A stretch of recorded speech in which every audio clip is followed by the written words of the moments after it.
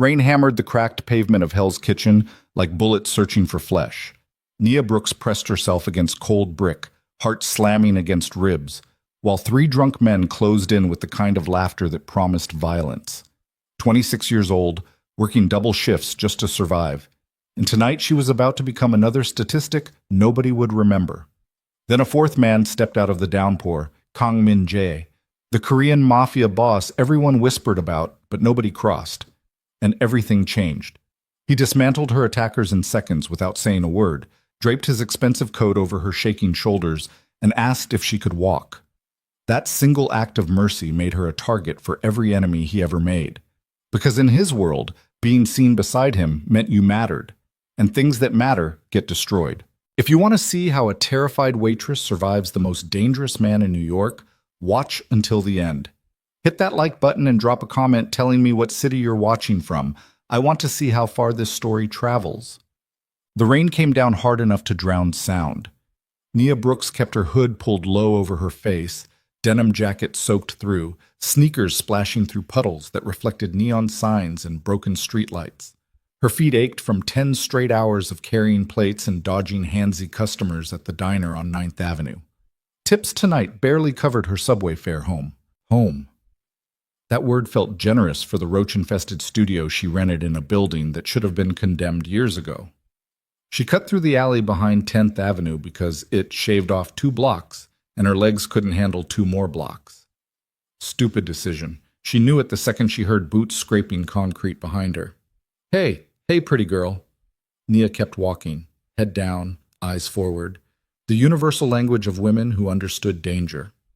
I'm talking to you. 3 men stepped into the alley mouth ahead of her, blocking the exit. White guys, mid-30s, dressed like they just stumbled out of a sports bar, drunk enough to be reckless, sober enough to coordinate. Her stomach dropped.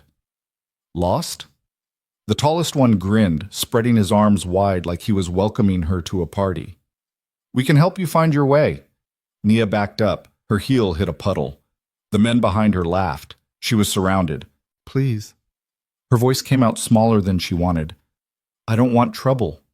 Nobody wants trouble, the tall one said, stepping closer. But sometimes trouble finds you anyway. The smell of whiskey hit her first. Then his hand shot out, fingers closing around her wrist. Nia yanked back, but his grip tightened, nails digging into skin. Let go of me. Or what? The other 2 closed in. One grabbed her other arm. The third moved behind her, blocking any escape route. Rain poured down her face, but she couldn't tell anymore if it was rain or tears or both. This was how it ended. In a filthy alley in Hell's Kitchen while the city kept moving around her like she didn't exist. Then the man holding her left arm made a sound, half gasp, half choke, and crumpled. Just dropped. The tall one spun around. What the? A fourth man stood in the rain. He wore a charcoal overcoat that probably cost more than Nia made in 6 months. Dark hair slicked back from a face carved from stone and patience. Korean features. Late 30s, maybe 40. He didn't look angry. Didn't look scared. Didn't look like anything at all. That emptiness was somehow worse than rage. Let her go. His voice was quiet, conversational. The kind of tone someone uses when ordering coffee. The tall man laughed. Mind your business, man. We're just... Min-jae moved. Nia didn't even see it happen. 1 second, the tall man was talking. The next, he was on the ground clutching his throat, making wet, choking sounds while his face turned purple. The third attacker pulled a knife. Min-jae caught his wrist, twisted, and the knife clattered to the pavement. Something snapped, bone or cartilage or both, and the man screamed. 8 seconds, maybe 10. 3 grown men on the ground, 1 unconscious, 1 crying, 1 still trying to breathe. Min-jae straightened his coat with calm, practiced movements. He looked at Nia for the first time. Can you walk? She nodded, couldn't speak. Throat closed up tight. He shrugged out of his overcoat and draped it over her shoulders. The fabric was warm, expensive. Smelled like cedar and rain. Come on. Nia followed because her brain couldn't process an alternative. They walked out of the alley together while the rain kept falling, and somewhere behind them, a man finally sucked in a ragged breath. A black sedan idled at the curb. The driver, a massive Korean man with a scar bisecting his left eyebrow, opened the rear door without being asked. "Get in," Minjae said. I can't." "You're in shock. I'm taking you somewhere safe." "I don't know you." "No." He met her eyes. "But I just killed 3 men for you, so get in the car." The casual way he said killed made her knees weak. The men in the alley weren't dead. Were they? She glanced back, but the alley was empty now except for rain and shadows. Nia got in the car. The interior smelled like leather and something else. Something metallic. The driver pulled into traffic without speaking. Minjae sat beside her, close enough that she could feel heat radiating off him, but far enough that she didn't feel trapped. "What's your name?" he asked. "Nia." "Nia what?" "Brooks." He nodded once, like he was filing that information away somewhere permanent. "I'm Minjae. Kang Minjae." The name didn't mean anything to her. Should it? "Where are we going?" "Hospital first. Make sure you're not hurt." "I'm fine." "You're shaking." She was. Hands trembling so hard she had to clench them into fists to make it stop. "I just want to go home." "Where's home?" She gave him the address. He didn't react, but something shifted in his expression. Not pity, something colder. "You can't go back there tonight." "Excuse me?" "Those men saw you. They know what you look like. If they have friends, and men like that always have friends, they'll find you. So what am I supposed to do, just disappear?" "For tonight, yes. I have work tomorrow. I have bills. I can't just—" "I'll take care of it." Nia laughed. Bitter sound. "You don't even know me." "No," Minjae agreed. "But you're my responsibility now." "I'm nobody's responsibility." He looked at her then, really looked. Dark eyes that seemed to see straight through skin and bone into all the tired, broken parts she tried to hide. "You are now." The hospital was private, expensive, the kind of place that didn't ask questions when a man in a blood-spattered shirt walked in with a traumatized woman at 2 a.m. A doctor examined Nia in a quiet room with soft lighting and doors that locked from the inside. Bruises on her wrists, minor scrapes, nothing serious. "You're lucky," the doctor said. Lucky, right. Minjae waited in this hallway. When she came out, he was on his phone, speaking rapid Korean to someone who clearly wasn't arguing back. He ended the call when he saw her. "Better? I guess." "Good. We're leaving." "Where?" "Somewhere safe." The sedan took them north out of Manhattan, across bridges and through neighborhoods that got progressively quieter and darker. Nia watched the city disappear in the rearview mirror and felt something cold settle in her chest. This was stupid, dangerous. She should demand he take her home, should jump out at the next red light, should do literally anything except sit here following a stranger into the night. But she didn't. They drove for 40 minutes, maybe more. Nia lost track of time somewhere around the 3rd bridge. Eventually, the sedan turned onto a private road lined with trees that blocked out the sky. Gates. Big ones.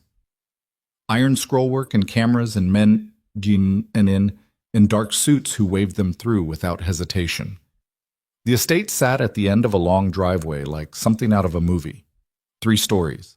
Stone and glass and security lights that made the whole place glow against the darkness. "What is this place?" Nia whispered. "Home." She looked at him. "Your home?" "Mine. My children's. And for tonight, yours." Children. He had children. That somehow made everything feel more real and more surreal at the same time. The driver opened her door. Nia climbed out on shaking legs and followed Minjae up marble steps to a front door that probably weighed more than she did. Inside was warmth, light, expensive furniture arranged with the kind of precision that suggested a professional decorator. Art on the walls, real art, not prints. Floor so polished she could see her reflection. A woman appeared from a side hallway. 50s, Korean, dressed in simple black clothing. She took one look at Nia's soaked jacket and ruined sneakers and said something in Korean that sounded like concern. Minjae responded in the same language. The woman nodded and gestured for Nia to follow. "Mrs. Yoon will show you to a guest room," Minjae said. "Get some rest. We'll talk in the morning." "I need to call work. Tell them I can't come in." "Already handled." "You don't even know where I work." He smiled. First time she'd seen it. Small, dangerous. I know everything about you, Nia Brooks. Date of birth, social security number, employment history, medical records. I know you're from Philadelphia originally. I know your mother died 6 years ago, and you came to New York because you had nothing left back home. I know you've been working at that diner for 14 months, and your manager shorts your paycheck every third week. Her blood went cold. How? I make it my business to know things, especially about people I'm protecting. I didn't ask for your protection. No, but you have it anyway. He turned toward a hallway that probably led deeper into this impossible house. Get some sleep. Tomorrow's going to be complicated. He left. Just walked away like he hadn't just shattered her entire sense of privacy and safety. Mrs. Yoon touched her elbow gently, gesturing up a curved staircase. Nia followed, because what else could she do? The guest room was bigger than her entire apartment. King bed with sheets that probably cost more than her monthly rent. Private bathroom with heated floors. A closet full of women's clothing in various sizes, all with the tags still on. Nia stood in the middle of the room and tried to remember how to breathe. She should run. Should find a phone and call. Who? The police? And tell them what? That a man saved her from being assaulted and then brought her to his mansion? She sat on the edge of the bed and buried her face in her hands. Sleep came eventually, fitful and full of dreams about rain and men with empty eyes and alleys that went on forever. When she woke up, the sun was streaming through windows she didn't remember opening. The clock on the nightstand read 11:47 a.m. Nia shot upright. Work! She was supposed to be at work 6 hours ago. She grabbed her phone, dead of course, and stumbled into the hallway wearing the oversized t-shirt she'd found in the dresser. The house was silent. Too silent. Like nobody lived here at all. She found the stairs and made her way down, following the smell of coffee to a kitchen bigger than most restaurants. Min-jae sat at a marble island reading a newspaper. He'd changed into black slacks and a white dress shirt rolled up to his elbows. No blood, no signs of last night except the faint shadows under his eyes. Coffee? He gestured to a French press. I need to go home. No, you don't. My apartment, being cleaned and secured as we speak. Your landlord was convinced to install better locks. You're welcome. Nia stared at him. You can't just... I can. I did. Sit down. She didn't want to sit. Wanted to scream. Wanted to demand answers and explanations, and some kind of logic that made sense. But her legs were shaking again, so she sat. Min-jae poured coffee into a mug and slid it across the counter. Black. No cream or sugar offered. We need to talk about what happens next. Nothing happens next. I go home. You forget I exist. End of story. If only. He folded the newspaper with precise movements. Unfortunately, 3 people saw us leave that alley together last night. One of them works for a man named Viktor Kozlov, Russian, runs protection rackets in Hell's Kitchen, very interested in my business dealings. So by now Kozlov knows his men were hospitalized, knows I was involved, and knows I left with a woman. The way he said woman made her skin crawl, like she was a commodity, a thing with value. That's not my problem. It became your problem the second I put my coat on your shoulders. Min-jae's voice stayed calm, but something sharp glinted in his eyes. In my world, gestures like that have meaning, protection, ownership. Kozlov will interpret it the same way everyone else does. And what way is that? That you belong to me. Nia stood up so fast her chair scraped against the floor. I don't belong to anyone. I know that. You know that. But Kozlov doesn't know that. And neither do the dozen other organizations currently circulating your photograph through their networks. Her stomach dropped. Photograph? He pulled out his phone and turned it toward her. The screen showed a grainy image of her climbing out of his sedan outside the hospital. Her face was partially obscured but recognizable. The timestamp read 2:47 a.m. How? Kozlov has people everywhere. Hospitals, police stations, traffic cameras. He probably identified you within 3 hours of that photo being taken. So what do I do? You stay here. I can't just live in your house. It's not a request. You can't keep me prisoner. I'm keeping you alive. He stood, towering over her by almost a foot. Not threatening, just present, undeniable. Those men in the alley, They're nothing, street-level thugs who got drunk and stupid. But the people they work for, the people who now think you're my weakness, they'll tear you apart just to send me a message." Nia's hands were shaking again. She pressed them against the counter to hide it. "This is insane." "Yes. Welcome to my life." "I didn't ask for this." "I know." Something shifted in his expression, almost regret. "But I made a choice last night, and choices have consequences." "So I'm a consequence now?" "You're a complication." The honesty stung worse than cruelty would have. Min-jae walked to the window overlooking the grounds. Gardens stretched out in perfect symmetry. She could see men in dark suits patrolling the perimeter. "I'm not a good man, Nia. I don't pretend to be. I've killed people, hurt people, done things that would make you sick if you knew the details. But I have a code, and that code says if I save someone's life, I'm responsible for keeping them alive. I don't want to be your responsibility." Too late. A door opened somewhere in the house. Small footsteps. A child's voice calling out in Korean. Min-jae's entire demeanor changed. The cold mask slipped. Something almost human took its place. "Appa!" A little girl appeared in the doorway, maybe 5 years old, wearing pajamas covered in cartoon characters. She ran straight to Min-jae, and he scooped her up without hesitation, spinning her once before settling her on his hip.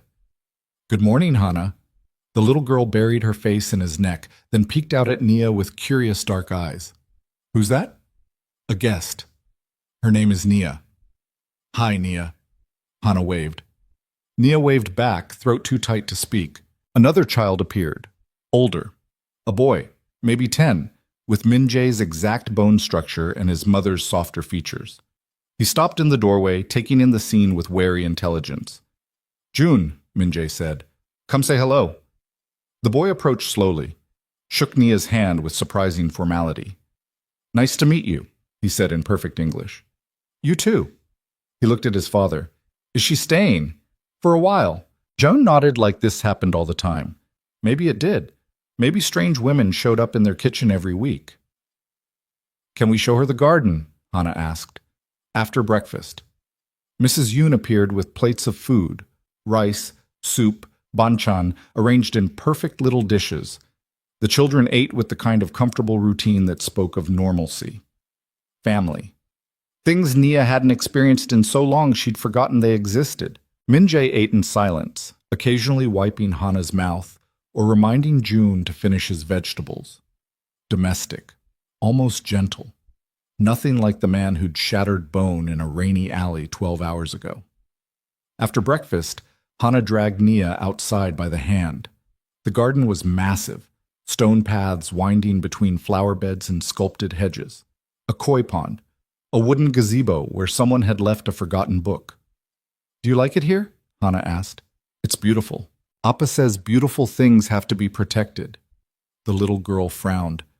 "I don't know what that means." Neither did Nia, but she was starting to understand. June walked beside them, quiet and watchful. He had his father's eyes, the same ability to see too much. "Are you in trouble?" he asked suddenly. "June?" Mrs. Yoon warned from somewhere behind them. "It's okay," Nia said. She knelt down so she was eye level with the boy. "Yeah, I'm in trouble. Your dad's helping me." "He does that sometimes. Helps people." June looked toward the house where Min-jae stood in the window, phone pressed to his ear. But usually they don't stay for breakfast. The days blurred together. Nia stayed in the guest room that stopped feeling like a guest room.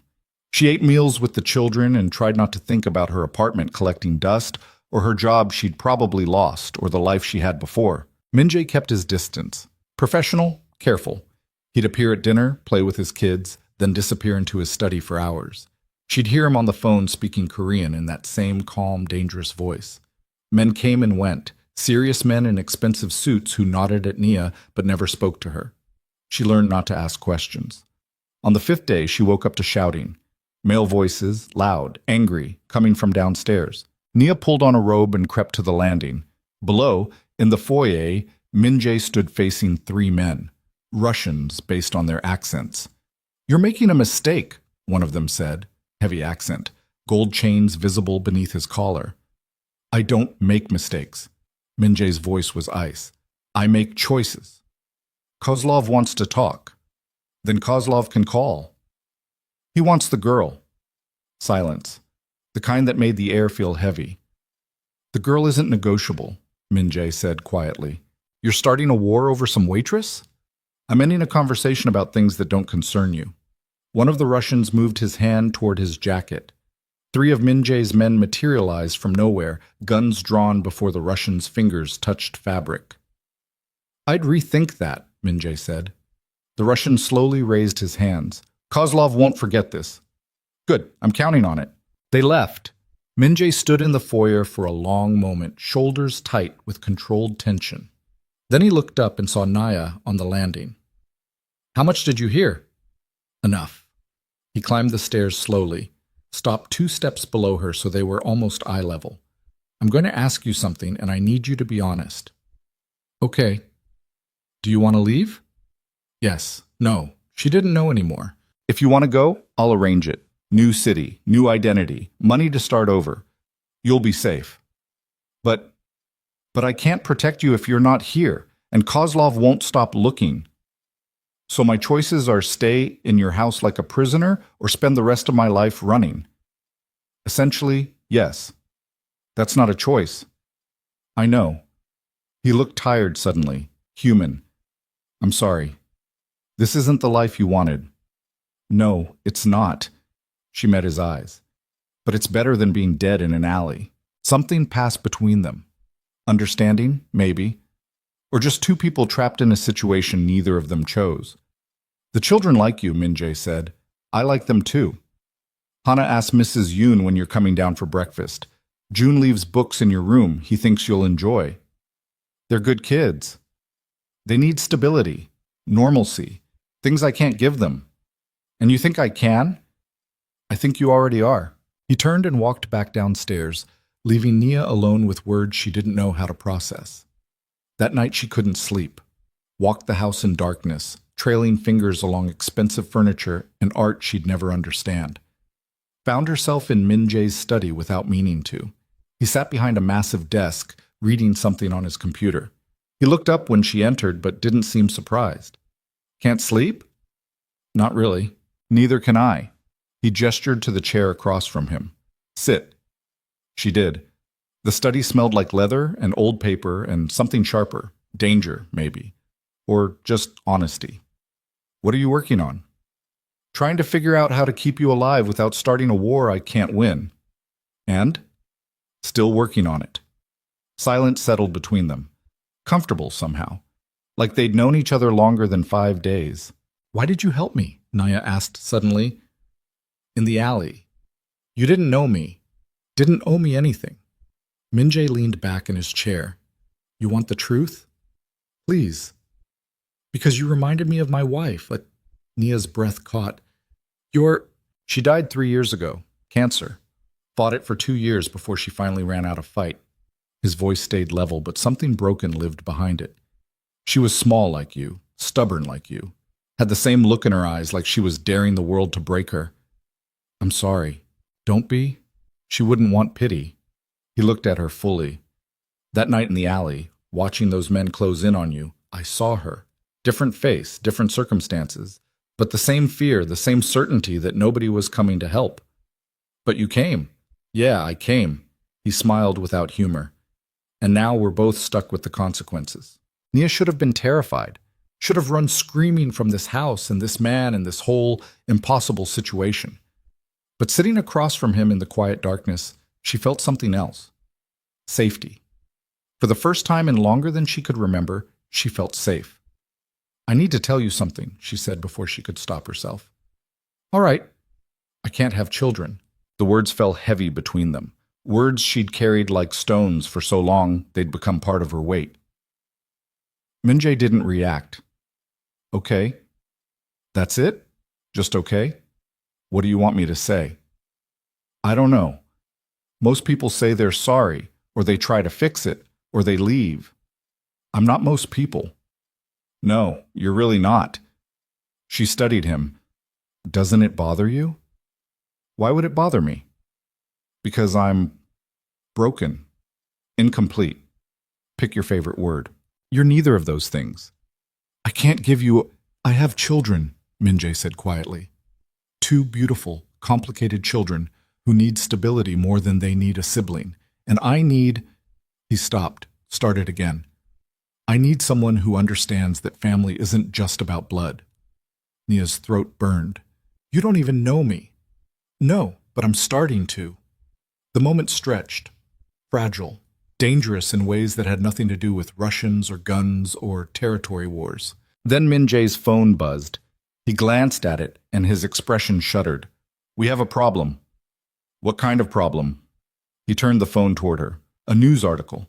Her photograph, a different one this time, higher quality, beneath a headline that made her stomach drop. Korean Mafia boss Kang Min-ja, spotted with mysterious woman who is Nia Brooks. They know my name. They know everything. Min-jae was already standing, moving toward the door. Mrs. Yoon, get the children to the safe room, now. Nia followed him into the hallway. What's happening? If Kozlov was smart, he just sold your information to every organization looking for leverage against me. Which means by morning, half the criminal underworld will know exactly who you are and where you work and how to hurt me through you. But I'm already here. I'm already protected. You are. He looked at her with something that might have been regret. But they don't know that yet. And first moves in situations like this tend to be loud. Somewhere in the house, an alarm started screaming. The alarm cut through the house like a blade through bone. Nia froze in the hallway while Min-jae moved with practiced efficiency, barking orders in Korean to men who materialized from rooms she didn't know existed. 3 seconds. Maybe 5. The entire estate transformed from home to fortress. Mrs. Yoon appeared at the top of the stairs with Hana in her arms and June gripping her hand. The little girl was crying, silent tears streaming down her face while her small body shook. Papa, she whimpered. Min-jae took the stairs 3 at a time. He pulled his daughter from Mrs. Yoon's arms and pressed her face against his shoulder. It's okay, baby. Just a drill. Remember? Like we practiced. But his eyes told a different story. Dark, hard. The kind of cold calculation that came from experience with violence. June didn't cry.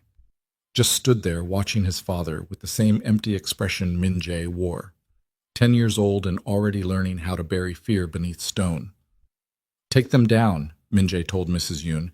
Then he looked at Nia. You too. What's happening? Move. Now. She moved. Followed Mrs. Yoon and the children down a hallway that ended at what looked like a linen closet. Mrs. Yoon pressed her palm against a panel hidden behind towels, and the entire back wall slid open with a pneumatic hiss. Stairs, concrete, leading down into darkness lit by emergency strips that cast everything in sickly red. Hana was sobbing now, full body shaking that made her sound like she couldn't breathe. Nia reached out instinctively, and the little girl latched onto her hand with desperate strength. It's okay, Nia whispered. I've got you. The safe room was bigger than Nia expected, 20 feet square, reinforced walls, monitors showing security camera feeds from every angle of the property, supplies stacked in military precision, water, food, medical supplies, weapons locked behind glass. Jones sat in the corner with his knees pulled to his chest, staring at nothing. Mrs. Yoon checked the monitors with shaking hands while muttering something under her breath that sounded like prayers. Nia sat on the floor with Hana curled in her lap, the little girl's face pressed against her collarbone. She could feel the child's heartbeat, too fast, rabbit fast. Has this happened before? Nia asked quietly. Mrs. Yoon looked at her with eyes that had seen too much. Twice? Once when June was 6, once when Hana was 3. What happened? People died. The matter-of-fact way she said it made Nia's stomach turn. On the monitors, she watched Min-jae's men take positions across the estate, weapons drawn, moving in coordinated patterns that spoke of training and repetition. This wasn't panic. This was procedure. Min-jae appeared on one of the screens standing in the foyer with his phone pressed to his ear. Even through the grainy footage, she could see the tension in his shoulders. Minutes crawled past. 5, 10, 15. Hana's breathing slowed. Her grip loosened. She fell into the exhausted sleep of children who've learned to find rest in chaos. They're not coming, June said suddenly. Nia looked at him. How do you know? Because if they were, they'd be here already. He pointed at one of the monitors showing the front gate. That's the weak point. Always has been. If someone wanted in, they'd hit it first. Fast and loud. You're 10. I'm my father's son. He said it without pride or shame, just fact. I know how this works. Mrs. Yoon made a sound, somewhere between disapproval and resignation. The monitor showing Min Jae flickered. He was moving now, heading toward the hidden entrance to the safe room. 2 minutes later, the door opened and he stepped inside, still on the phone. I don't care what Kozlov says. I want eyes on every property he owns. If he sneezes, I want to know about it. He ended the call and looked at his children. Everyone okay? June nodded. Hana slept on. Min Jae's eyes found Nia holding his daughter. Something shifted in his expression, softened, just for a second, before the mask slid back into place. False alarm, he said. Security picked up movement on the perimeter. Turned out to be a deer. A deer doesn't trigger that kind of response, Nia said. No, it doesn't. He crouched beside her, touched Hana's hair with surprising gentleness. But we can't afford to take chances. This is what you meant when you said your world was dangerous. This is Tuesday. He stood, wincing slightly. A hand went to his ribs. Thursday's usually worse. Mrs. Yoon was already ushering June toward the stairs. The boy went without protest, used to being moved like a chess piece. Min Jae lifted Hana from Nia's lap with practiced ease. The little girl stirred, made a soft sound, then settled against his shoulder without waking. Come on, he said to Nia. Let's get her back to bed. They climbed the stairs in silence. The house felt different now, hollowed out, like someone had scraped away the illusion of safety and left only the truth beneath.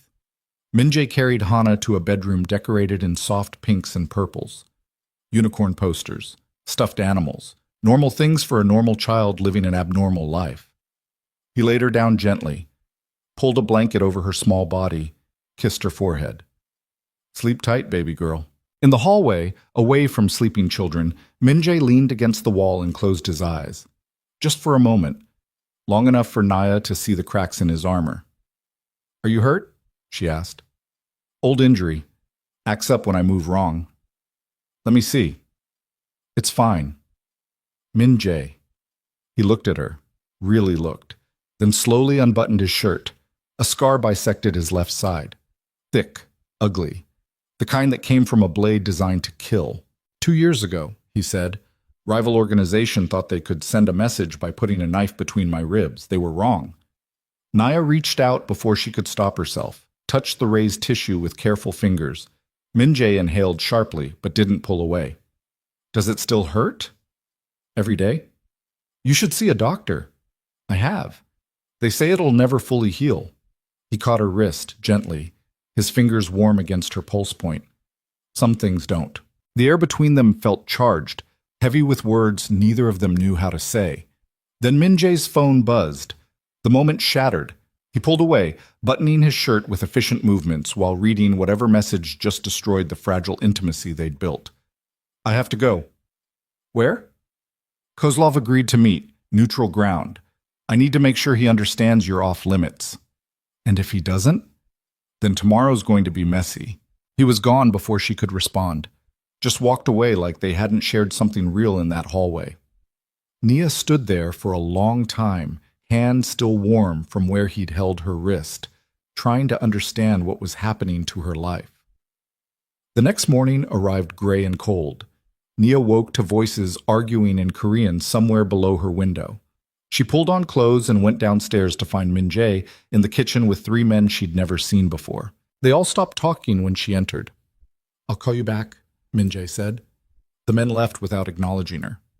Coffee? He asked, like nothing was wrong. Who were they? Associates. You mean employees? I mean associates. He poured 2 mugs, slid one across the counter. Drink, we need to talk. About? Kozlov wants proof you're here voluntarily. Thinks I'm holding you hostage. That's ridiculous. Is it? Min Jae met her eyes. You haven't left the estate in 6 days. You don't have your phone. You can't contact anyone. From an outside perspective, it looks exactly like a hostage situation. But I'm not. She stopped. Am I? That's what we need to figure out. I don't understand. If you're here because you're afraid of what happens if you leave, that's one thing. If you're here because you want to be, that's something else entirely. He set down his coffee. So, which is it? Nia opened her mouth, closed it, opened it again. I don't know, she admitted. Then we have a problem. Why? What difference does it make? Because if you're here against your will, I'm committing a crime. If you're here voluntarily, I'm offering protection. The distinction matters. To who? To everyone. He leaned against the counter. Federal agents have been asking questions about you, about us. They think I'm trafficking women. Kozlov's spreading rumors that I kidnapped you to start a war. My own people are wondering why I'm risking everything for a woman I barely know. So what do you want me to do? Make a choice. Stay or go. But make it real. Make it something you can defend if someone puts you in front of a judge and asks why you're living in a mobster's house. The word mobster hung in the air like smoke. Is that what you are? Nia asked quietly. Yes. No hesitation, no justification, just honesty sharp enough to draw blood. You kill people. Yes. You hurt people. Yes. You're everything I should run from. Yes. Then why don't I want to? Minjae's expression shifted. Something raw and unguarded flickered across his features before he locked it down.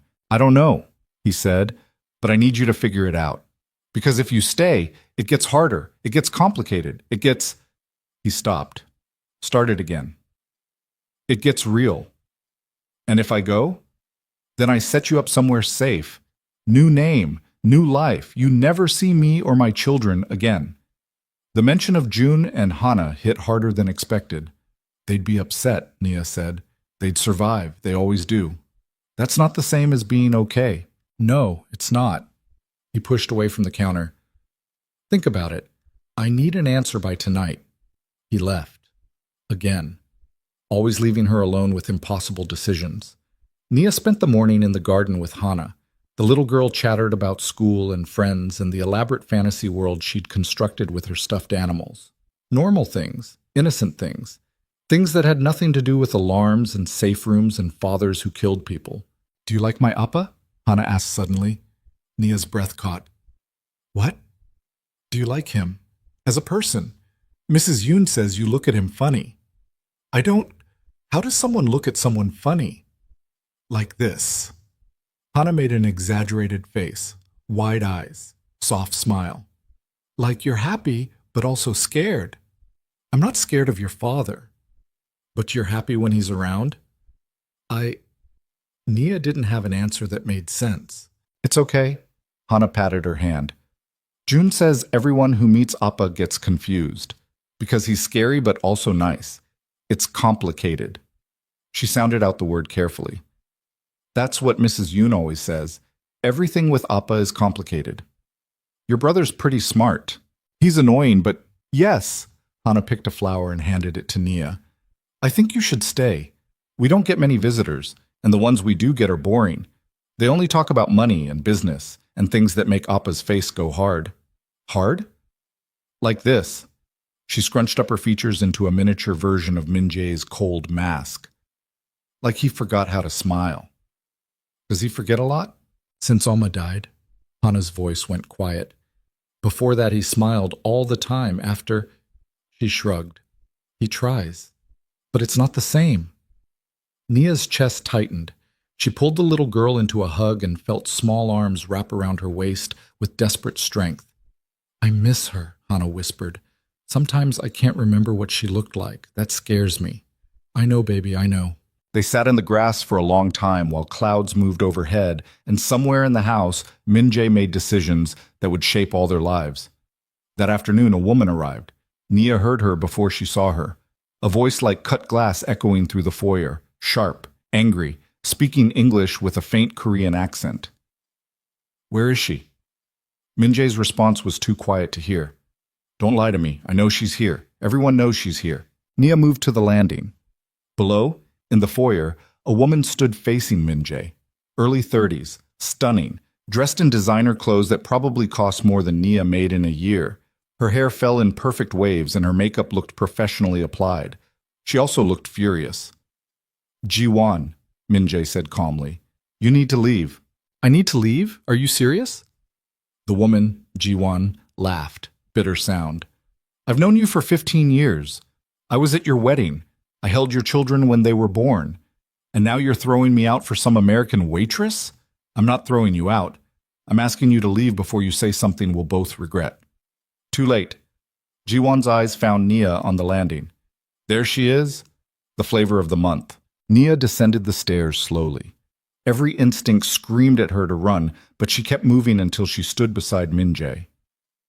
I'm Nia. I know who you are. Everyone knows who you are.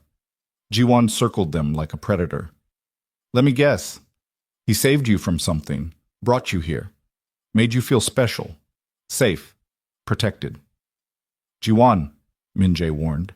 And you fell for it, because who wouldn't? The dangerous man with the tragic past and the beautiful children. It's very compelling. She looked at Min-jae. How long until you get bored of this one? 2 months? 3? That's enough. Is it? Because I've been waiting 3 years for you to notice I exist. 3 years of being your friend, your confidant, the person who held your hand at your wife's funeral. But I'm not enough. I'm never enough. Her voice cracked. What does she have that I don't? Ji-won, answer me. Min-jae's expression was stone. She's not you. The words hit like a physical blow. Ji-won staggered back a step, face crumpling. I loved you, she whispered. I know, and I'm sorry. Sorry, she laughed. No humor in it. You're sorry. That's all I get. After everything. I never promised you anything. You let me hope. That's worse. She turned and left, heels clicking against marble. The front door slammed hard enough to shake the walls. Silence crashed down like debris. That was fun, Nia said finally. She'll be back. Is she dangerous? Only to herself. Min-jae rubbed his face. She's been in love with me since before my wife died. I tried to let her down gently. Apparently I failed. She seems pretty angry. She'll get over it. Will she? He looked at Nia, really looked. Honestly? I don't know. Ji-won's family runs half the Korean businesses in New York. She's connected, influential, and now she's hurt. That's a dangerous combination. Should I be worried? Not yet, but stay away from her if she comes back. Is that an order? It's a suggestion, strongly worded. Something about the way he said it made Nia laugh, surprised herself with the sound. Min-jae smiled. Small thing, barely there, but real. You should do that more, Nia said. Do what? Smile. Hana says you forgot how. Hana talks too much. She's 5. That's their job. Yeah. He looked toward the stairs where his daughter had disappeared earlier. She's a lot like her mother. My wife, I mean. She could talk for hours about nothing and somehow make it fascinating. How long were you married? 8 years. Together for 10. His voice went distant. Met her in college. She was studying music. I was studying business and how to disappoint my father. We were terrible for each other in the best way. What was her name? Sujin. The way he said it, soft and careful, made Nia's chest ache. She'd hate what I've become, what I've built here. She wanted normal, safe, a house in the suburbs with a boring yard and boring neighbors. But you couldn't give her that. No, my father's empire needed an heir, and I was the only son. So I became what he needed, and Sujin became collateral damage. That's not fair to yourself, isn't it? He met her eyes. She died of cancer. But the stress of this life, the violence, the fear, the constant moving, it ate away at her for years before the cancer finished the job. So yeah, I killed her. Just took longer than a bullet would have. Min-jae, don't. He stepped back. Don't make excuses for me. Don't tell me it wasn't my fault, because it was, and I carry that every day. Is that why you saved me? Guilt? Maybe. Probably. He laughed without humor. Or maybe I'm just selfish. Maybe I saw a chance to be someone's hero instead of their monster, and I took it without thinking about the consequences. And now? Now we're both stuck. You can't leave without risk. I can't let you leave without guilt. It's very poetic. Sujin would have appreciated the irony. Nia wanted to touch him, wanted to close the distance and offer comfort, but something in his posture screamed don't, so she didn't. That night, Nia found June in the library. The boy sat in a leather chair too big for him, reading a book about World War II. He looked up when she entered. "Can't sleep?" he asked. "Something like that. You?" "I don't sleep much." He marked his place and set the book aside. "Too noisy inside my head." "I know that feeling." "Do you?" June studied her with unsettling intelligence. "Or are you just saying that to make me feel better?" "I really know that feeling." "Good. I hate it when adults lie to make kids comfortable. It's patronizing." Nia laughed. "You sound like you're 30. I feel like I'm 30. He gestured to the chair beside him. "Can I ask you something?" "Sure." "Are you going to leave?" The question hit harder than expected. "I don't know." "That's honest. I appreciate that." He folded his hands in his lap. Adult gesture on a child's body. "Hana really likes you. She told me you give the best hugs. That's important to her." "Hugs? What about you?" "I don't like hugs, but I like that you don't treat me like I'm stupid."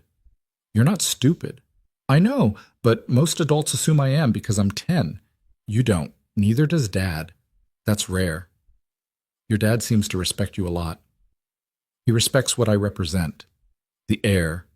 The next generation of Kang family power." June's voice went flat. "Sometimes I wonder if he actually sees me or just the role I'll play." "I think he sees you." "Maybe." The boy looked at his book. "When Mom was alive, things were different. He laughed more, played with us. Now he's always working, always planning, always thinking 3 moves ahead." "That sounds exhausting." "It is, for him and for us." June met her eyes.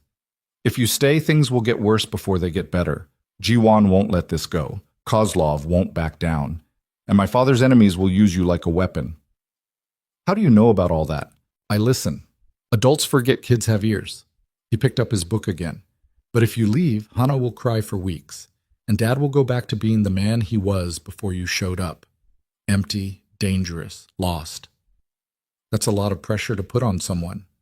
"I know, but you asked if I thought you should stay. That's my answer. Not because it's easy, because it matters." Nia left him there reading about wars fought long before he was born.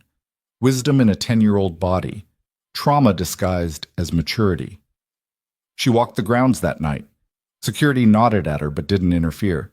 She'd become familiar enough they no longer questioned her presence. The garden looked different in moonlight, softer, almost peaceful, like the violence and danger couldn't reach it here. "Beautiful, isn't it?" Nia spun. Minjae stood in the shadows, hands in his pockets, watching her with unreadable eyes. "I thought you were in meetings." "I was. They ended." He moved closer. "Kozlov agreed to back off. For now. He'll spread the word you're under my protection. That should buy us time." "How much time?" "Depends. Days, weeks, until someone decides the risk is worth it. And then? Then we deal with it." He stopped beside her, close enough to touch. "Have you made a decision about staying?" "Yes." "And?" Nia looked at him, really looked, saw the dangerous man everyone feared, saw the father who burned breakfast and kissed his daughter's forehead, saw the widower carrying grief like armor, saw all of it at once and knew her answer with terrifying clarity. "I want to stay." "Why?" "Because Hana gives me flowers. Because June leaves books in my room. Because Mrs. Yoon taught me how to make kimchi yesterday, and it felt like belonging." She took a breath. "Because when I'm here, I don't feel invisible anymore." "Nia, I'm not done." Her voice shook, but she kept going. "I spent years believing I was broken, incomplete, wrong. Every relationship ended the same way: disappointment, pity, abandonment. I was invisible even when people looked right at me. You're not invisible." "I know. That's the point. When you look at me, you see me. Not what I can't give you, not what I lack. Just me. And that scares me more than anything else in this whole situation." Minjae was quiet for a long time. When he spoke, his voice was rough. "I can't promise this ends well." "I know." "I can't promise you'll be safe." "I know that too." "I can't even promise I won't get you killed." "Minjae." She touched his arm. felt muscle tense beneath fabric. I'm not asking for promises. I'm asking to stay. He looked at where her hand rested on his arm, then at her face, then back at her hand like he was trying to solve an equation that didn't have an answer. Okay, he said finally. Okay? You can stay. Relief and terror hit simultaneously. Just like that. Just like that. He covered her hand with his. But we do this right. Legal guardianship papers. Documentation showing you're here voluntarily. Protection orders against Kozlov and anyone else who tries to use you. I'm not giving them ammunition. When? Tomorrow. I have lawyers who specialize in making messy situations look clean. He smiled. Sad thing. Welcome to the family, Nia Brooks, such as it is. She should have felt happy, relieved, something positive. Instead, she felt like she just signed away the last piece of her old life and stepped into something she didn't fully understand. Minjae must have seen it on her face because his expression softened. Second thoughts? 10th thoughts. Maybe 20th. That's normal. Is it? I have no idea, but it sounds good. He squeezed her hand once, then let go. Get some rest. Tomorrow's going to be long. He walked away. Again. Always walking away before moments could solidify into something real. Nia stood in the garden until the cold drove her inside. She climbed the stairs to her room, no longer a guest room, she realized, just her room, and lay in the dark thinking about choices and consequences and roads you can't untake.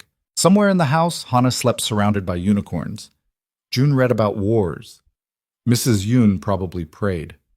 Minjae sat in his study making calls to people who lived in shadows. And Nia? Nia lay awake wondering if she just made the best decision of her life or signed her own death warrant.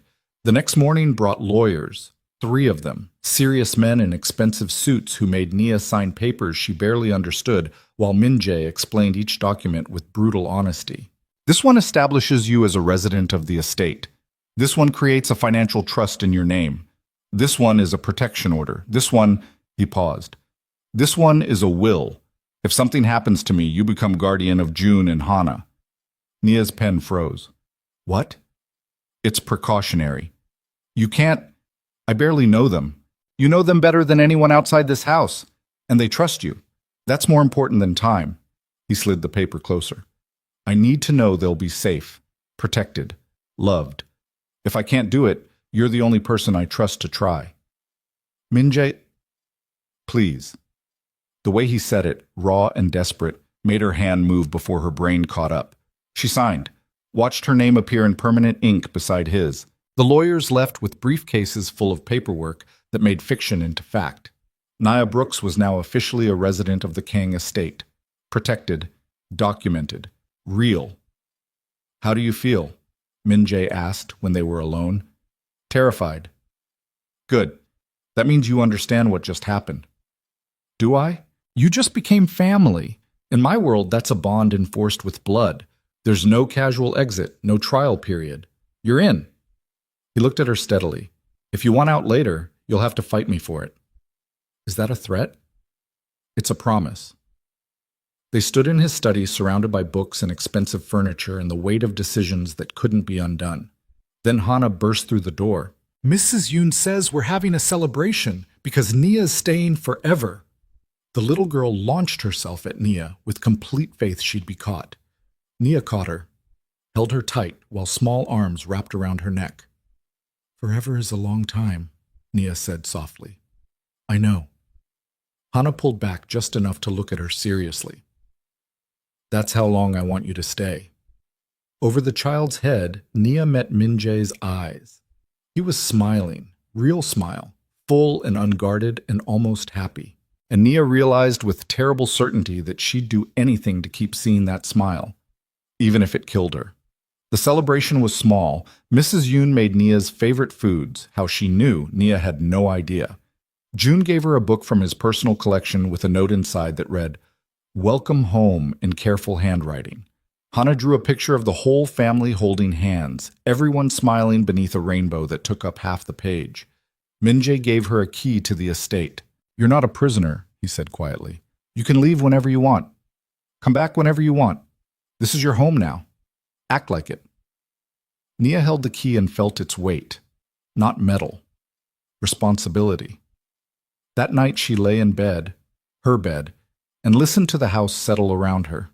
Distant voices, footsteps, the hum of security systems, sounds of life happening in rooms she'd become part of. She thought about the alley, the rain. 3 men with cruel laughter. She thought about invisibility, exhaustion, years of believing she wasn't enough. She thought about Min Jae's hands gentle on his daughter's hair, June's 2 old eyes, Mrs. Yoon's quiet kindness. She thought about belonging. And somewhere in the dark, Nia Brooks admitted the truth she'd been avoiding since the moment Min Jae draped his coat over her shoulders. She was falling in love with this broken, dangerous family, and there was no way back from that. 2 days later, the first real test came. Nia was in the garden with Hana when security locked down without warning. No alarm, no announcement. Just sudden movement as armed men materialized and formed a perimeter. Min Jae appeared in the doorway. "Inside! Now!" His voice had that tone. The one that meant don't argue, don't question, just move. Nia scooped Hana into her arms and ran. The little girl didn't cry this time, just pressed her face into Nia's shoulder and held on. Inside, Mrs. Yoon was already guiding June toward the hidden entrance. The boy's face was pale but calm. He'd done this before. They descended into the safe room. Again. The door sealed behind them with that final hiss that meant they were locked in until someone from outside let them out. On the monitors, Nia watched 3 black SUVs pull up to the front gate. Men climbed out. 10, maybe 12. All armed, all moving with military precision. "Who are they?" she whispered. "Federal," Mrs. Yoon said. "FBI, DEA, maybe both." "What do they want?" "Same thing they always want. Evidence that doesn't exist." Min Jae appeared on screen, walking out to meet them. Hands visible, posture casual, playing the role of innocent businessman interrupted during his day. The lead agent, a white woman in a dark suit, held up a badge. Her mouth moved. Min Jae responded. They talked for several minutes while his men stayed back and her team stayed alert. Then she handed him papers. Search warrant, probably. Min Jae read it carefully, nodded, gestured toward the house in invitation. "They're coming inside," June said quietly. "Will they find anything?" Nia asked. "No, Dad's too smart for that." The boy watched his father on screen with something that looked like pride mixed with sadness. Everything that matters is hidden, or destroyed, or never existed in the first place. For 3 hours they sat in the safe room while federal agents tore through the estate. Nia watched on monitors as strangers rifled through her room, Hana's toys, Min Jae's study, every corner of the home that had just started feeling like hers. Hana fell asleep eventually, exhausted by fear she couldn't express. Nia held her and tried not to think about what would happen if the agents found something. Finally, they left, climbed back into their SUVs and drove away empty-handed. The safe room door opened. Min Jae stood in the entrance looking tired but unharmed. "It's over," he said. "For now," June added. "For now," Min Jae agreed. They climbed the stairs back into a house that felt violated, touched by strangers, searched and measured and judged. Mrs. Yoon immediately started cleaning, putting things back in place, erasing the evidence of invasion. Nia carried sleeping Hana to her room and tucked her in. The little girl stirred, opened her eyes just enough to whisper, "Don't leave." "I won't. I promise." She sat beside the bed until Hana's breathing deepened into real sleep. Then she went looking for Min Jae. She found him on the back terrace, standing in the cold with a glass of whiskey he wasn't drinking. "Are you okay?" she asked. "They didn't find anything." "That's not what I asked." He looked at her. "No, I'm not okay. I just watched federal agents search my daughter's bedroom while she hid in a panic room. I'm the opposite of okay." "Min Jae, this is what I meant when I said it gets real." He set down the glass. "They'll be back. They always come back. And one day they'll find something or someone will talk or I'll make a mistake and it'll all come crashing down." "Then why do you keep doing it?" "Because it's all I know. My father built this empire and I inherited it. The business, the territory, the enemies, all of it. I can't just walk away." "Can't or won't?" "Does it matter?" "Maybe." He turned to face her fully. You want me to say I'll give it all up? Become some ordinary person with an ordinary life? That's not possible. Too many people depend on me, too many families, too many lives caught up in what I've built. I'm not asking you to give it up. I'm asking if you even want to. The question hung between them. I want my children to be safe, Min-jae said finally. I want them to sleep without nightmares. I want them to grow up without learning how to hide in panic rooms. I want... He stopped. I want things I can't have. What about what you can have? Like what? Nia moved closer, stood right in front of him so he had to see her. Like this, right now. Someone who doesn't want anything from you except honesty. You don't know what you're asking for. Then tell me. I'm broken, Nia. I've done things that would make you sick, hurt people, killed people, destroyed lives because it served my purpose. I'm not some misunderstood anti-hero waiting for redemption. I'm exactly what everyone says I am. Okay?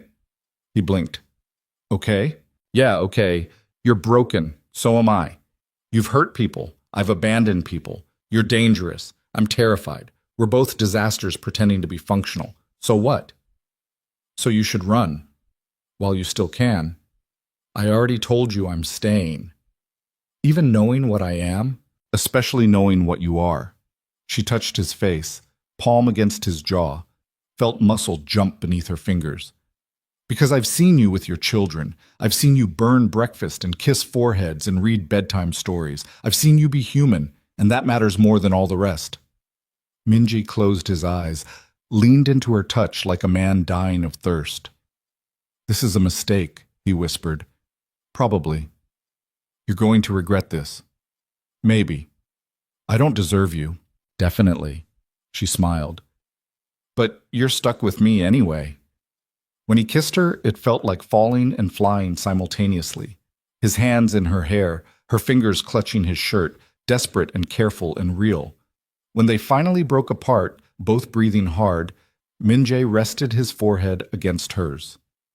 We can't go back from this, he said. I know. Everything changes now. I know that too. Good. He kissed her again, softer this time. Because I'm not letting you go. And Nia realized she'd just crossed the point of no return. No going back. No escape route. Just forward into whatever came next, even if it destroyed them both. The kiss changed everything and nothing simultaneously. Min-jae pulled back first, breathing hard, eyes searching Nia's face like he was looking for regret. She didn't give him any, just stood there with her fingers still twisted in his shirt, heart slamming against her ribs, feeling more alive than she had in years. We should talk about this, he said. Or we could not.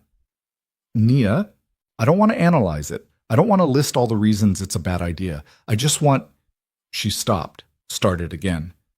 I want to feel something other than afraid. His jaw tightened. I'm not a cure for fear.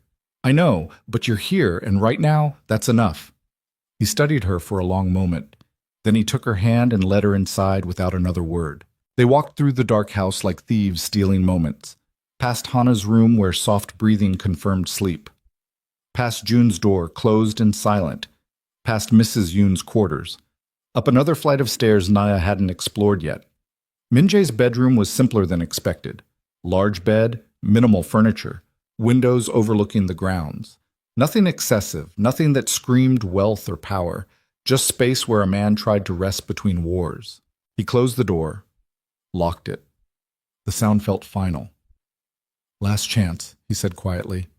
Walk away now, and we pretend this didn't happen. I don't want to walk away. You should. Probably. She moved closer. But I'm not very good at doing what I should. This time when they kissed, it wasn't desperate. It was deliberate, slow, like they were learning a language neither of them spoke fluently yet. His hands mapped her body with careful precision. Her fingers found scars she'd never seen, stories written in damaged flesh. They fell into bed together, and for a few hours the world outside stopped existing. No Kozlov, no federal agents, no danger, just skin and breath and the terrifying intimacy of being seen completely. Afterward, Nia lay with her head on Min-jae's chest, listening to his heartbeat slow from storm to steady rhythm. His fingers traced patterns on her shoulder. Absent. Soothing. This complicates things, he said finally. Everything about us is already complicated. More complicated. He shifted so he could see her face. My enemies will use this. Us. They'll see it as weakness, leverage. Let them. Nia, I'm serious. Let them think whatever they want. We'll deal with it. You say that now, but when it gets ugly, then it gets ugly. I'm not going anywhere. She propped herself up on one elbow. You need to understand something. I spent years letting other people's opinions dictate my worth. I'm done with that. If being with you makes me a target, fine. I'd rather be a target who matters than invisible and safe. Something shifted in his expression. Softened. You're braver than you think. Or stupider. Maybe both. He pulled her close. Get some sleep. Morning comes fast. She wanted to stay awake. Wanted to memorize this moment before reality crashed back in. But exhaustion won. She drifted off, wrapped in expensive sheets that smelled like cedar and danger, Min Jae's breathing steady beneath her ear. She woke alone. Gray dawn light filtered through windows. The space beside her was cold. Min Jae had been gone for hours. Nia dressed in yesterday's clothes and went looking. Found him in his study with 3 phones and a laptop, moving between calls in Korean and English with the controlled fury of someone managing a crisis. I don't care what it costs. I want eyes on every property Jiwon owns, every business, every associate. He saw Nia in the doorway and his expression flickered. I'll call you back. What's wrong? Jiwon made a move. She went to the federal prosecutor this morning, told them I'm holding you against your will. Nia's stomach dropped. What? She gave them copies of our background, your financial records, employment history, built a narrative that I targeted you because you were vulnerable. He stood, pacing like a caged animal. She's smart. I'll give her that. She didn't lie. Just arranged the truth into something that looks like human trafficking.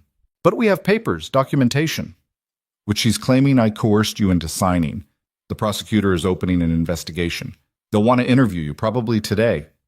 So I'll tell them the truth. Will you? He stopped moving. Looked at her with something dark and calculating. Because the truth is you were attacked. I intervened, brought you to my home. Within a week you were signing legal documents tying you to me and my children. From an outside perspective, it looks exactly like what Jiwon's describing. But it's not, isn't it? His voice went cold. You said it yourself. You don't know if you're here because you want to be or because you're afraid to leave. That ambiguity is going to destroy us. Min Jae. The federal prosecutor is Sandra Chen. She's been trying to build a case against me for 3 years. This is the opening she's been waiting for. She'll tear you apart on the stand, make you question every choice you made. And if you hesitate, if you show even a second of doubt, she'll use it to bury me. Nia felt cold spread through her chest. What are you saying? I'm saying we need to be ready. You need to be ready. Because this stops being about us and starts being about survival. Before she could respond, Mrs. Yoon appeared in the doorway. Her face was pale. Federal agents at the gate, they have a warrant for her. She pointed at Nia. Min Jae's entire demeanor changed. The cold mask slammed into place. Get Jun and Hana to the safe room, now. He looked at Nia. You need to go with them. What? No, if they want to talk to me, I'll talk to them. Not without a lawyer present, not in my home, not on their terms. He was already moving, pulling out his phone. I'm calling my legal team. They'll coordinate surrender at a neutral location with proper representation. Surrender? I didn't do anything wrong. That doesn't matter. They have a warrant. You're coming with me or you're going with them. Those are the only options. The doorbell rang, sharp, insistent. Min Jae's men appeared from nowhere, 6 of them, armed, positioned between the study and the front door. Stand down, Min Jae ordered. Nobody does anything stupid. He walked to the front door with Nia behind him, opened it to reveal the same female FBI agent from the previous search. She had 3 more agents with her, and a piece of paper that meant Nia's life was about to get worse. Kang Min Jae. The agent's voice was professional, detached. We have a warrant for the arrest of Nia Brooks on suspicion of providing false statements to federal investigators. She hasn't spoken to any investigators, Min Jae said calmly. She signed documents claiming voluntary residency here. We have reason to believe those statements were made under duress. That makes them false statements. That's thin and you know it. Take it up with the prosecutor. The agent looked past him at Nia. Ms. Brooks, you need to come with us. Nia's hands were shaking. She shoved them in her pockets. Am I under arrest? Not yet, but we need you to answer questions. If you cooperate, this can be simple. Nothing about this is simple, Minjae said. She's invoking her right to counsel. Any questions go through her lawyer. That's her choice to make, not yours. The agent's implication was clear. Even here, even now, they were painting him as controlling, manipulative. Nia stepped forward. I'll go with you. Nia, it's fine. I didn't do anything wrong. I'll answer their questions and this will be over. Minjae grabbed her arm, not hard, but firm enough to stop her. Don't be stupid. I'm not. I'm being honest. Honesty doesn't matter if they've already decided what the truth is. His eyes were desperate behind the cold mask.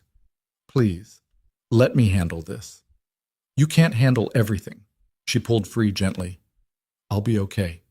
She walked out before he could stop her. Down the marble steps she'd climbed a dozen times, into a federal sedan that smelled like coffee and bureaucracy. The last thing she saw was Minjae standing in the doorway, fists clenched at his sides, watching her disappear with an expression that looked like watching someone die. The FBI field office was in Lower Manhattan. Gray building, fluorescent lights, interview rooms designed to make people confess to things they didn't do just to escape the suffocating boredom. They left Nia alone in one for 40 minutes. Classic tactic. Let the suspect's imagination do the interrogation before asking a single question. When the door finally opened, two people entered. The female agent from the estate, Agent Parker, according to her credentials, and a woman in an expensive suit who introduced herself as Assistant U.S. Attorney Sandra Chen. Thank you for coming in, Ms. Brooks. Chen's smile was professional, predatory. I know this must be confusing. Not really. You think Minjae kidnapped me. He didn't. We think it's more complicated than that. Chen sat across from her. Can you tell me how you met Mr. Kang? Nia told the story, the alley, the attack, Minjae's intervention, everything exactly as it happened. Chen listened without interrupting, took notes on a legal pad with precise handwriting. And then he brought you to his home. Yes. Did he give you a choice? He said I couldn't go back to my apartment, that it wasn't safe. But did he give you a choice? I chose to get in the car. After watching him hospitalize 3 men, while you were in shock, traumatized, vulnerable, Chen leaned forward. That doesn't sound like a choice. That sounds like coercion disguised as rescue. He saved my life. Maybe. Or maybe he created a situation where you felt dependent on him. That's how trafficking works, Ms. Brooks. The victim doesn't realize they're a victim until it's too late. Anger flared hot in Nia's chest. I'm not a victim. Then why haven't you left? Because I don't want to. Or because you're afraid to. Chen pulled out a folder, started laying photographs on the table. Nia's apartment, her workplace, the alley where it all started. You were living paycheck to paycheck, no family, no support system. Then a powerful man enters your life and offers protection, shelter, financial security. Of course you stayed. Anyone would have. That's not why I stayed. Then why? Nia opened her mouth, closed it. How could she explain something she barely understood herself?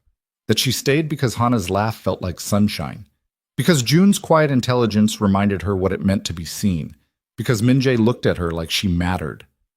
Chen saw the hesitation, pounced on it like blood in water. You can't articulate why you stayed because there isn't a good reason. You stayed because he manipulated you into believing you had nowhere else to go. That's textbook coercion. You're twisting everything. I'm stating facts. You were assaulted. A known criminal intervened.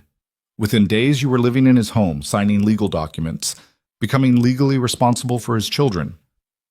Does any of that sound voluntary to you? Yes, because I chose it. Under duress. Under clarity. Nia leaned forward, matching Chen's intensity. For the first time in years, I felt like I mattered.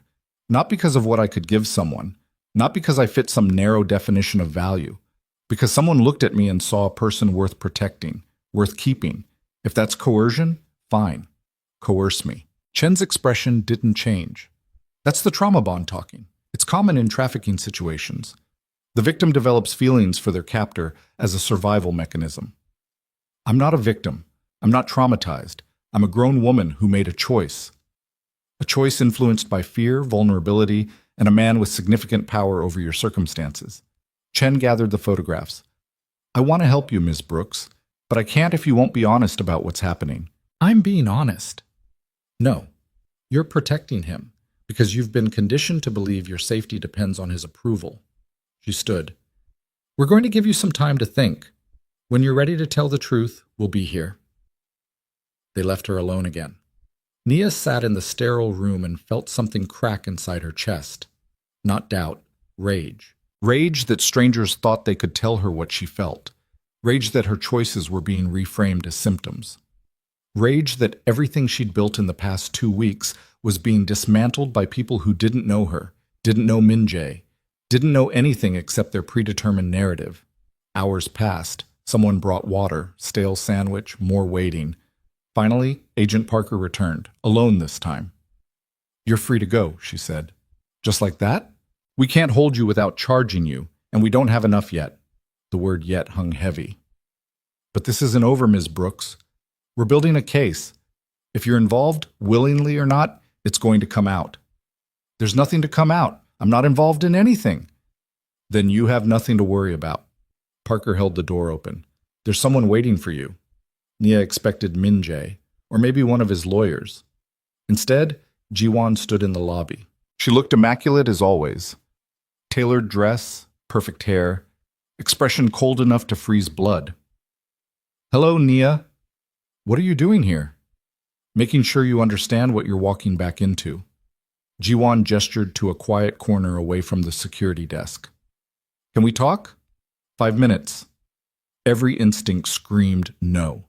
But Nia's legs were shaking from hours of sitting and her brain was fried from Chen's interrogation. So she followed. They sat on a bench beneath harsh fluorescent lighting. Ji-won crossed her legs with elegant precision. I didn't come here to gloat, she said. I came to warn you. Warn me about what? About Min-jae. About what he is. What he's capable of.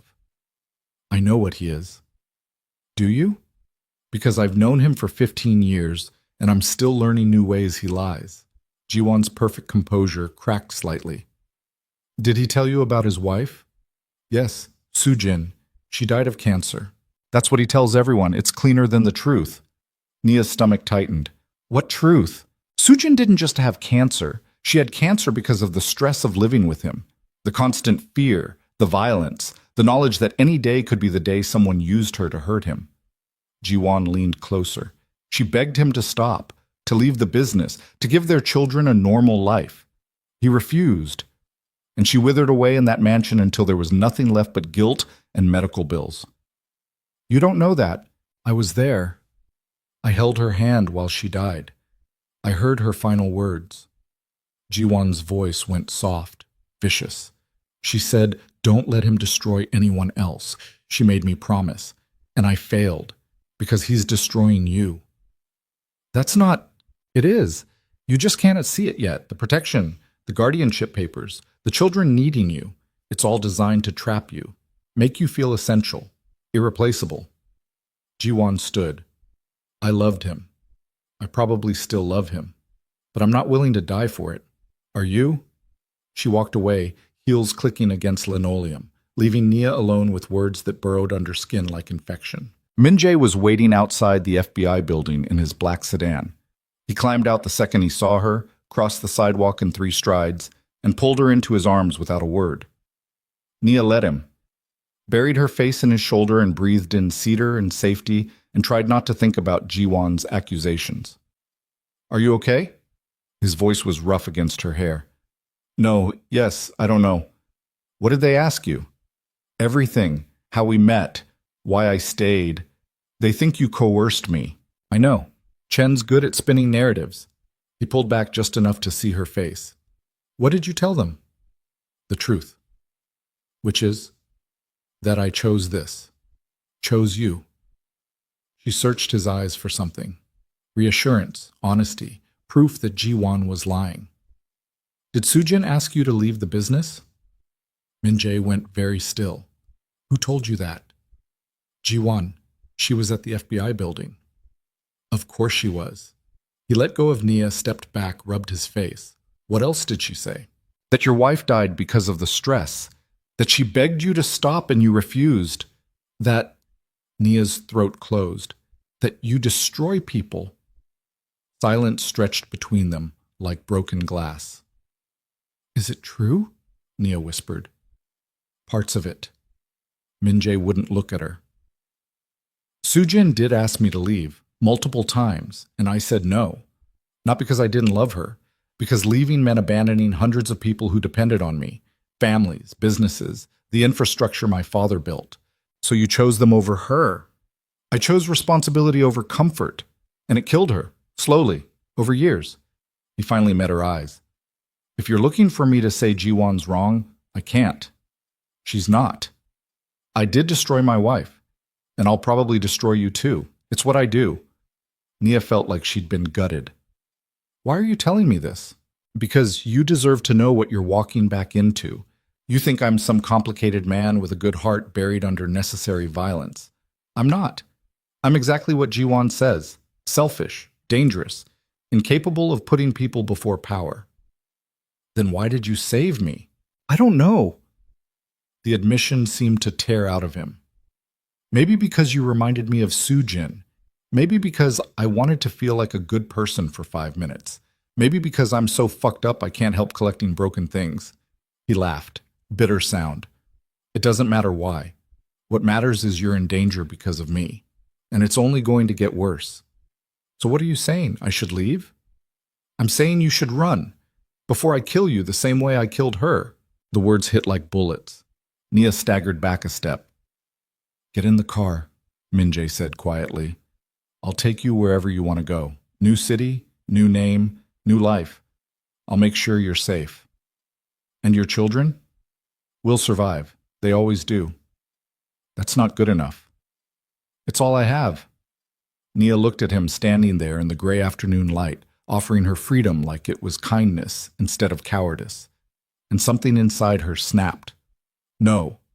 Nia, I said no. I'm not running. I'm not letting Ji-won win. I'm not abandoning Hana and June because you're having a guilt crisis. She moved closer. You want to push me away? Fine, push. But I'm pushing back because I'm not Sujin. I'm not going to wither away quietly while you make decisions for me. You don't understand. I understand perfectly. You're terrified of caring, of losing someone else, of being human enough to hurt. So you're trying to destroy this before it destroys you. She grabbed his jacket. Too late. We're already destroyed. Question is whether we rebuild or just stand in the rubble. Min-jae stared at her. Something raw and desperate moved across his face. Then his phone rang. He answered without looking away from her, listened, and everything changed. When? His voice went dead. How many casualties? Nia's blood went cold. I'm on my way. He ended the call. Get in the car, now. What happened? Kozlov attacked the estate 30 minutes ago. Full assault. Mrs. Yoon got June and Hana to the safe room, but his voice cracked. But they're trapped. Fire started in the west wing, smoke spreading through the ventilation system. Nia was running before he finished speaking. Into the car, door slamming. Min-jae floored it before her seatbelt clicked.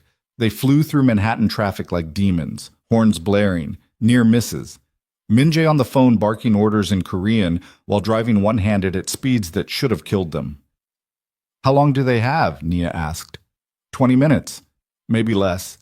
Depends on how fast the smoke spreads. Can't they get out? The safe room's designed to withstand external attacks, but it's not fireproof, and the exit is blocked by debris from the explosion. Explosion? Kozlov used RPGs, hit the west wing, brought down half the structure. Min-jae's hands were white on the steering wheel. He's not trying to capture. He's trying to send a message. What message? That everything I touch burns. They reached the estate in 15 minutes. Should have taken 40. The gates were blown open. Smoke rose from the mansion in thick black columns. Fire trucks were just arriving, but the flames had too much of a head start. Min-jae abandoned the car and ran. Nia followed. The front of the house was chaos, men shouting, firefighters coordinating, someone screaming about casualties in the East Wing. Min-jae grabbed one of his men. "Where's the fire?" "West Wing through the center. It's spreading fast. The safe room." "I know. Get me access." "Sir, the structure's not stable." "I don't care. Get me in." They ran through smoke and heat. The house Nia had started thinking of as home was dying around them. Walls cracked. Ceiling collapsed somewhere behind them. Heat so intense it felt like breathing fire. The hidden entrance to the safe room was blocked by a fallen beam. 3 men were trying to move it, not working. Min-jae grabbed a fire axe from one of them and started hacking at the beam with brutal efficiency. Nia helped pull away pieces. Wood, plaster, metal, hot enough to burn through gloves. Finally, enough space. Min-jae forced the door mechanism. It resisted, jammed from heat or damage. He slammed his shoulder into it. Once. Twice. The third time something gave. The door opened onto stairs filled with smoke. "Hana?" Min-jae's voice was raw. "June!" No response. He descended into darkness. Nia followed, covering her mouth with her shirt.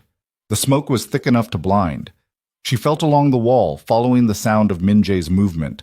The safe room door was sealed. Min-jae pounded on it. "Mrs. Yoon, open the door!" Nothing.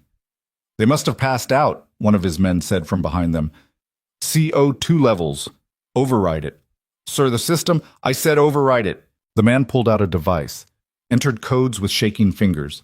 The door hissed and started to open. Smoke poured out. And silence. Terrible silence. Min-jae pushed inside.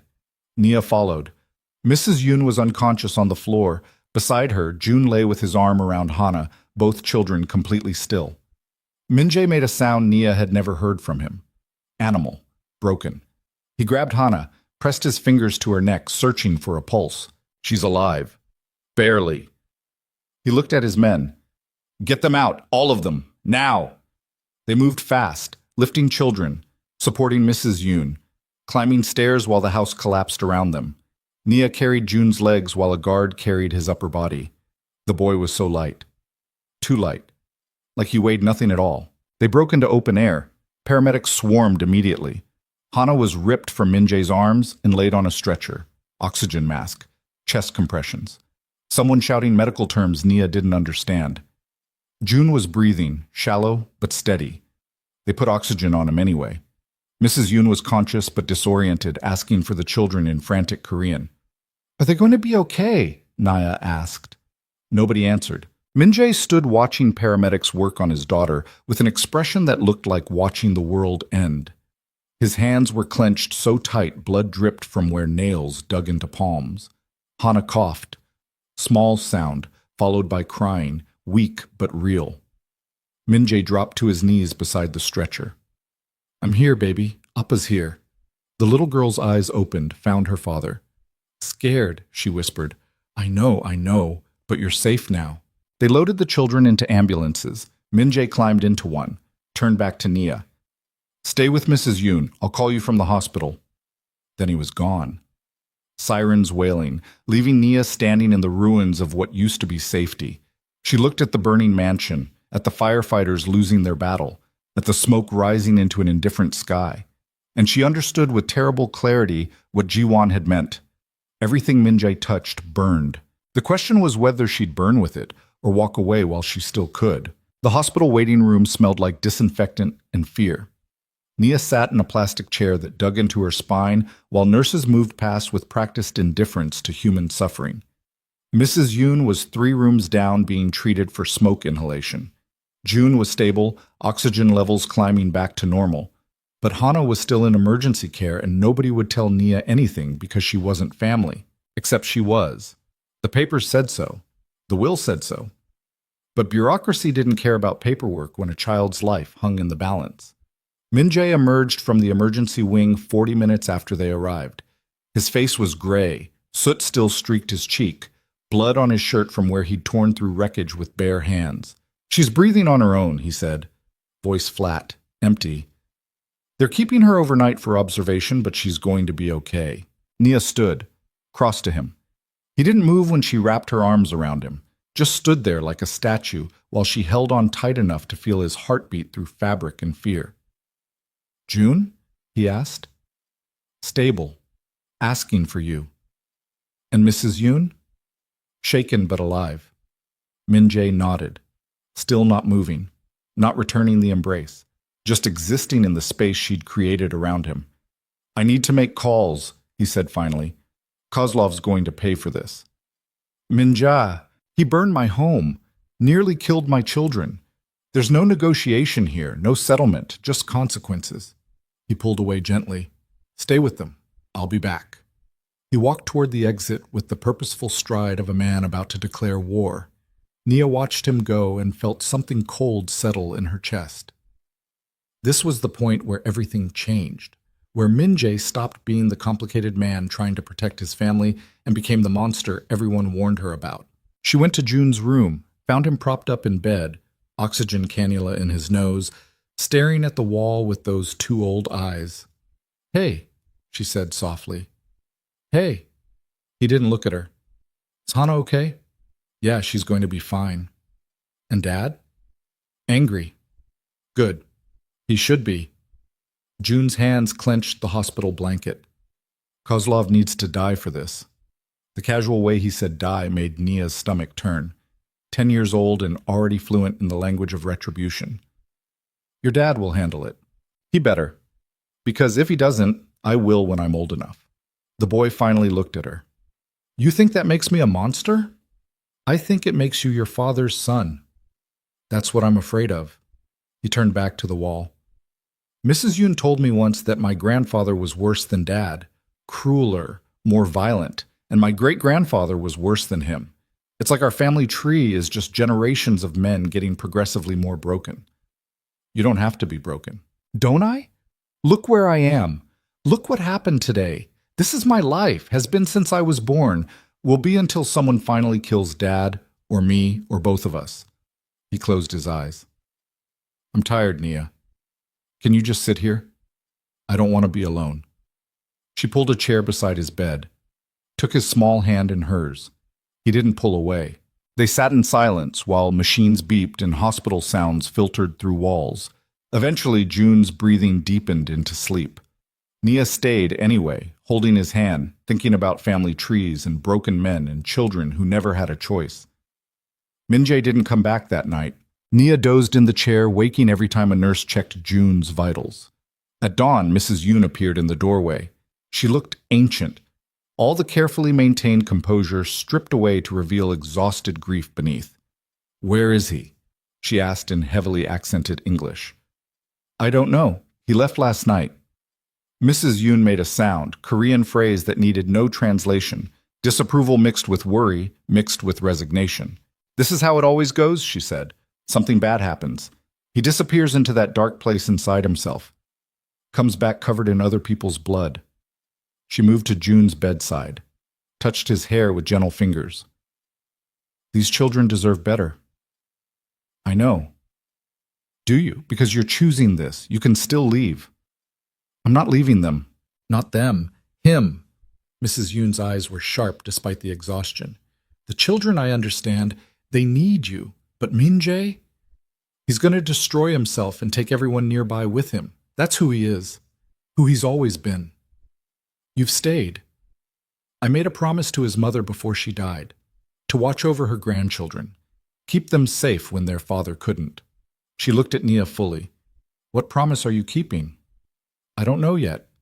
Then figure it out, before it's too late. She left. Nia sat there holding June's hand while dawn light crept across sterile floors, and she tried to understand what promise she'd made without meaning to. Min-jae finally returned 8 hours later. His clothes were different, black suit, no blood. But his eyes told a different story, cold, empty. The eyes of someone who'd done terrible things and felt nothing. Kozlov's dead, he said without preamble. Nia's breath caught. What? Found him in a warehouse in Brighton Beach, along with 16 of his top people. Min-jae sat down heavily. It's done. You killed 17 people. I killed the man who tried to murder my children. The others were acceptable losses. The casual mathematics of it, acceptable losses, made her sick. The police will find a crime scene with no witnesses and no evidence pointing back to me. By tomorrow, it'll be written off as gang violence. Business as usual. He looked at June sleeping. How is he? Scared, angry, talking about killing people when he grows up. Yeah, that sounds about right. Minjae, we can't. Naya didn't know how to finish the sentence. This has to stop. It did stop. Kozlov's dead. Problem solved. Until the next problem. The next enemy. The next person who decides your family makes good leverage. Then I'll kill them too. And June will watch. And Hana will learn. And they'll grow up thinking violence is the only language that matters. It is the only language that matters.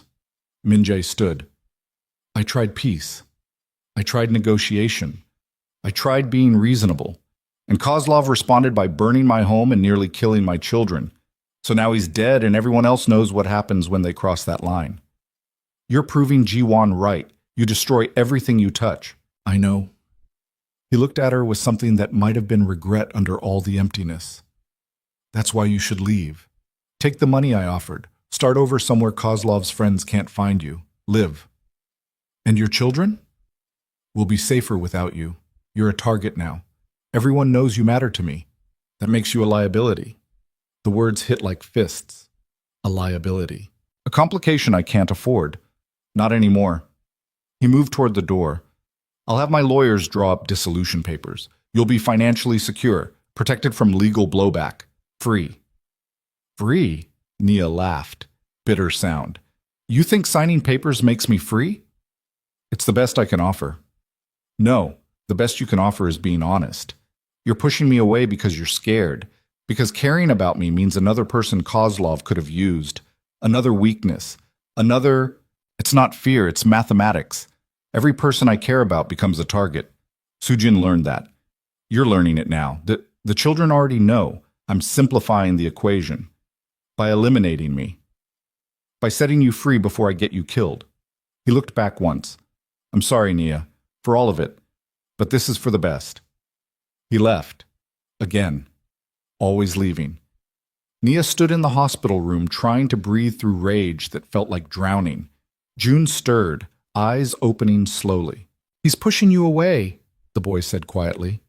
Same thing he did with everyone else after Mom died. Easier to be alone than risk losing someone. I know. You're still going to stay, aren't you? I don't know. Honest answer. Only answer she had. Good. June closed his eyes again. At least you're honest about not knowing. Dad's convinced he knows everything. Makes him stupid. 2 days later, Nia was back at what remained of the estate. The west wing was gone, collapsed into itself. Fire damage scarred the rest of the structure, but the bones were intact. The safe room had held. The children's bedrooms were untouched, rebuildable. Workers were already clearing debris. Minjae had teams working around the clock. Money talked, and apparently it said rebuild fast. She found him in his study, one of the few rooms that survived mostly intact. He was on the phone, speaking rapid Korean, coordinating reconstruction, or revenge, or both. He saw her, ended this call. You shouldn't be here. Probably not, but here I am. Nia, I talked to Hana this morning. She drew me a picture, our family holding hands. She included me, right there between you and her. Nia pulled it from her bag. Crayon drawing, stick figures. She asked when I'm coming home. Minjae looked at the picture. Something cracked in his expression. What did you tell her? That I didn't know because you're trying to push me away for my own good. Nia moved closer. But here's the thing. I don't want to be protected from you. I want to be with you, even if it's dangerous, even if it's stupid, even if everyone thinks I'm crazy. You are crazy. Probably. But I'm your kind of crazy. She touched his face, felt him tense. Stop trying to save me from yourself. Let me make my own choices. I already made the choice for you. No. You made a choice for yourself. To be alone. To push away anyone who might matter. To build walls so high nobody can reach you. Her hand dropped. I'm not asking you to tear down the walls. I'm asking you to let me stand on the other side anyway. Why? Because I love you, you stubborn bastard. The words fell heavy in the space between them. Minjae stared at her like she'd just confessed to murder. No, you don't. Yes, I do. I love you. I love your broken pieces. I love how you burn breakfast. I love how you look at your children like they're the only good thing you ever created.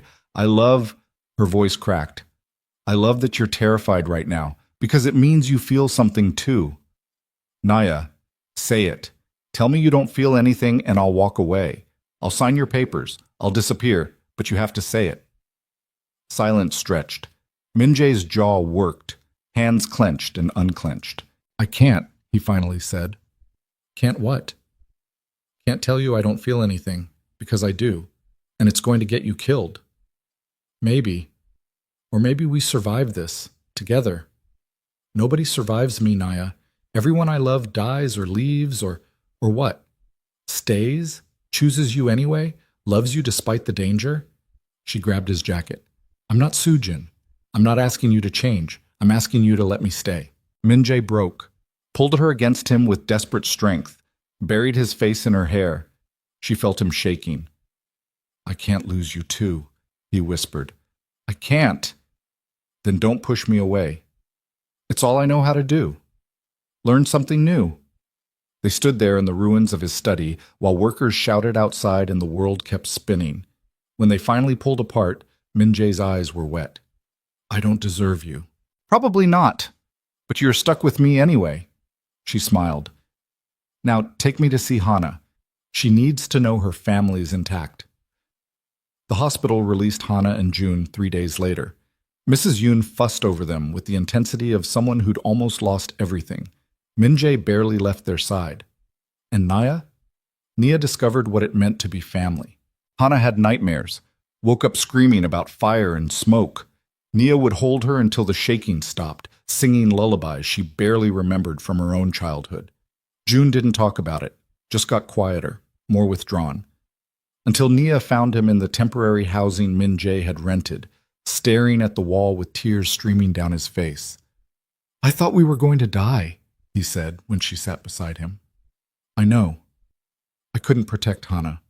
I just laid there and waited. You kept her calm. That's protection too. It's not enough. It's everything. Nia pulled him close. You're 10, June. You're not supposed to protect anyone. That's our job. Then why does it keep happening? Why do we keep almost dying? She didn't have an answer, just held him while he cried into her shoulder. 10 years old and already carrying trauma that would mark him forever. 2 weeks after the fire, federal prosecutors dropped their investigation. Sandra Chen released a statement saying new evidence cleared Minjae of trafficking charges. Jiwon's accusations were dismissed as hearsay from a bitter ex-friend. Nia suspected money changed hands, or threats, probably both. She didn't ask. Some things were better left unknown. The estate reconstruction moved fast. Minjae hired the best. Fireproofing, better security, a safe room that actually had emergency oxygen and fire suppression systems. It'll be ready in 6 months, he told Nia while they walked the grounds. Better than before. Different. Different better or different worse? Just different. She looked at the skeleton of the West Wing. Does it ever get easier, living like this? No, you just get better at pretending it's normal. That's bleak. That's honest. He took her hand. I'm rebuilding the house, but I can't rebuild what we had before. That innocence, that belief we might be safe. We were never safe. We just didn't know it yet. And now? Now we know, and we choose it anyway. She squeezed his hand. That's what love is. Choosing someone even when you know exactly how dangerous they are. You're certifiably insane. Yeah, but you love me anyway. He smiled. Yeah, I do. The words were quiet, almost casual, but they carried weight that made Nia's chest ache in the best way. That night, Minjae gathered everyone in the temporary house, Nia, the children, Mrs. Yoon, his inner circle of trusted men. Kozlov is dead, he said. But his organization isn't. They'll retaliate. When they do, we need to be ready.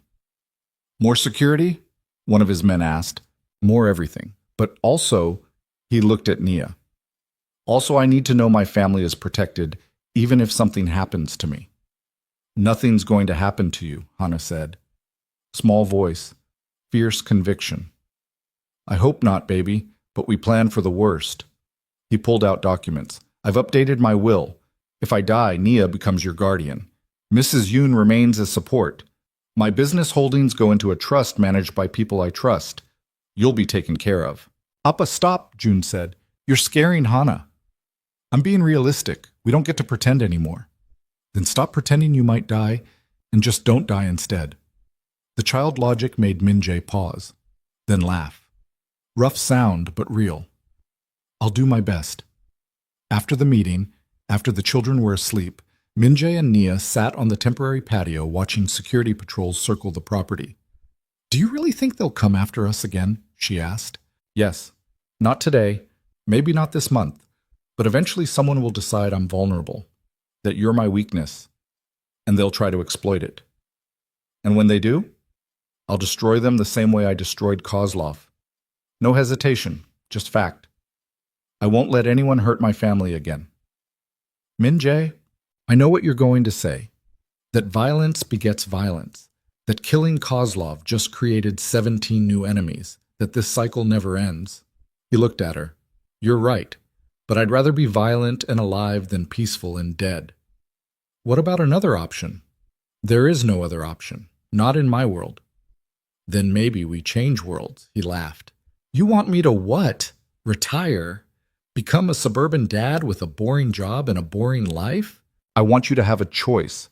Right now you're trapped in your father's empire, his expectations, his legacy. But what if you weren't? That's not how this works. Why not? Because, he stopped.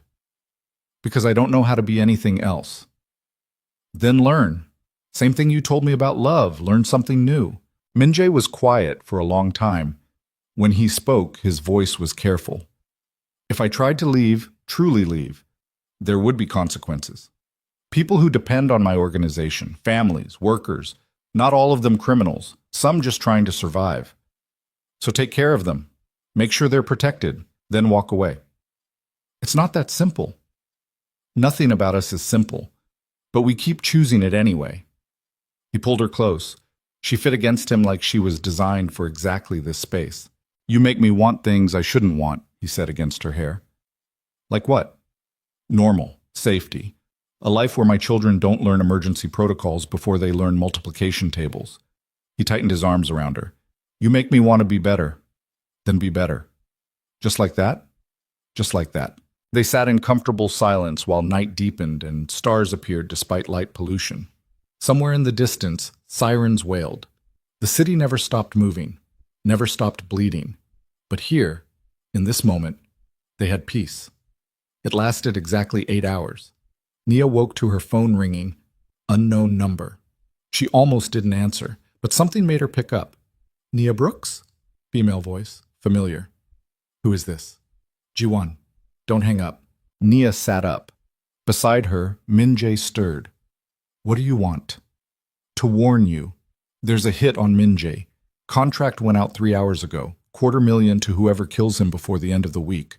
Bullshit. You're trying to scare me. I'm trying to keep him alive. Despite everything, I don't want him dead. Ji-won's voice cracked. Please. Get him somewhere safe. Somewhere nobody knows about. They're coming. The line went dead. Nia shook Min-jae awake. We have a problem. He listened to her recount the call. His expression went from sleepy to lethal in seconds. She's not lying, he said. Ji-won has connections. She'd know. $250,000. That's enough to bring out every freelancer on the East Coast. He was already moving, pulling on clothes. We need to move. Now. The children? Get them up. Mrs. Yoon, too. We have 10 minutes before this place becomes a war zone. They moved fast. June barely woke up when Min-jae carried him. Hana cried, but didn't fight. Mrs. Yoon grabbed essentials with practiced efficiency. 3 cars waited outside. Min-jae's most trusted men already in position. Where are we going? Nia asked. Somewhere they won't look. Somewhere I swore I'd never return. He buckled Hana into a car seat. My father's compound, 2 hours north. Empty since he died, but defensible. They drove in convoy, 3 black SUVs moving through pre-dawn darkness. Nia held Hana in the back seat.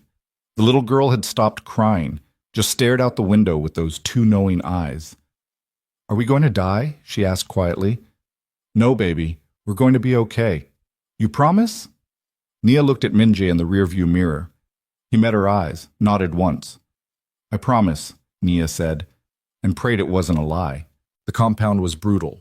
High walls, guard towers, the architecture of paranoia.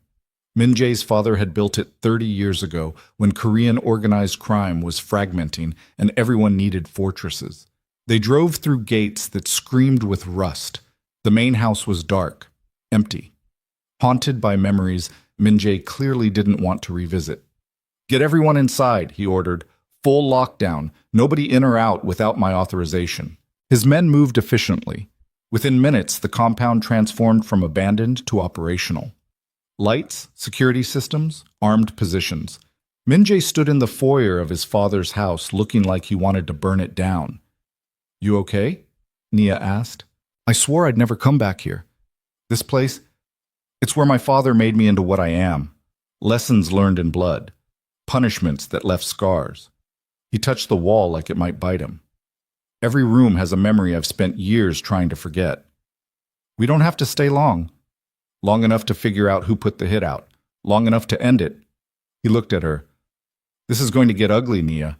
Uglier than anything we've faced." "I know. I need you to protect the children, no matter what happens, even if—" He stopped. "Even if I don't make it. Don't talk like that. I'm being realistic. There's a $250,000 bounty on my head. That brings out professionals, people who don't miss. Then we don't let them get close. It's not that simple. It never is. But we keep fighting anyway." She touched his face. "You don't get to die, Minjae. I won't allow it." He kissed her, desperate, like memorizing her taste in case it's the last time. When they broke apart, his forehead rested against hers. "I love you," he whispered, "in case I don't get another chance to say it. You'll get plenty of chances, because we're surviving this. From your mouth to—" He stopped, smiled sadly, to whatever might be listening. They settled the children in bedrooms that smelled like dust and regret. Mrs. Yoon made food nobody wanted to eat. Minjae's men took positions while he made calls trying to trace the contract. Nia sat with June and Hana in what used to be Minjae's childhood room. The boy was reading again, always reading. Hana colored a picture of flowers with fierce concentration. "Is this where Appa grew up?" Hana asked. "Yeah. It feels sad." Painfully accurate for a 5-year-old. "His childhood wasn't easy." "Neither's ours," June said without looking up from his book. "Generational trauma. Read about it. Apparently we're textbook cases." "You're 10. You shouldn't know words like generational trauma." "Yeah, well, we don't get normal childhoods. Might as well get fancy vocabulary instead." Night fell. The compound felt like a prison. High walls keeping threats out or keeping them trapped in. Hard to tell which. Minjae worked through the night. By dawn he had answers. The contract came from the Volkov family. Russians. They had ties to Kozlov. This is retaliation. He looked exhausted. "They're not just coming for me. They want everyone. You, the children. Total annihilation. Then we fight. We can't fight what we can't see. They'll send professionals. People who specialize in making families disappear." "So what do we do?" "I draw them out. Make myself the target. While they're focused on me, you get the children somewhere safe." "No, we stay together." "Naya, I said no. You don't get to sacrifice yourself. Not for me. Not for anyone. It's not sacrifice. It's mathematics. 1 life for 4. Bullshit mathematics. You're trying to be a hero. I'm trying to be a father who actually protects his children instead of putting them in constant danger. Then protect them by staying alive." They stared at each other. Battle of wills neither wanted to lose. Finally, Minjae's phone rang. He answered, listened. His expression went carefully blank. "Understood." He ended the call. "They're here." "What?" Thermal imaging picked up movement outside the north wall. At least 6 shooters, maybe more. He was already moving. "Get the children to the reinforced basement. Now." Nia ran. grabbed Hana from her bed, shook June awake. Mrs. Yoon appeared like a ghost, shepherding them toward stairs that led down into concrete and steel. Behind them, gunfire erupted. The basement was smaller than the estate's safe room, tighter. Nia could hear everything, every shot, every shout, every impact that made the walls shake. Hana screamed. Nia held her close, covering her ears, singing lullabies that couldn't possibly drown out the sounds of violence overhead. June sat in the corner, not crying, not moving, just staring at nothing with that terrible emptiness children learn when trauma becomes routine.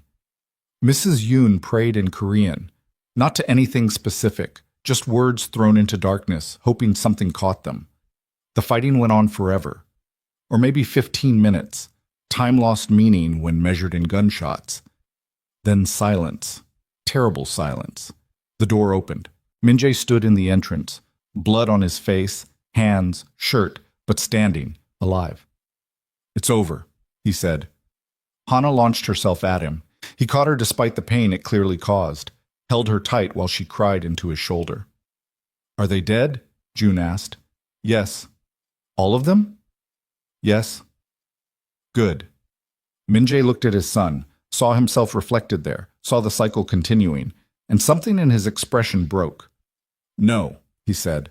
"Not good. Not good at all." He set Hana down gently, looked at Nia. "This ends now.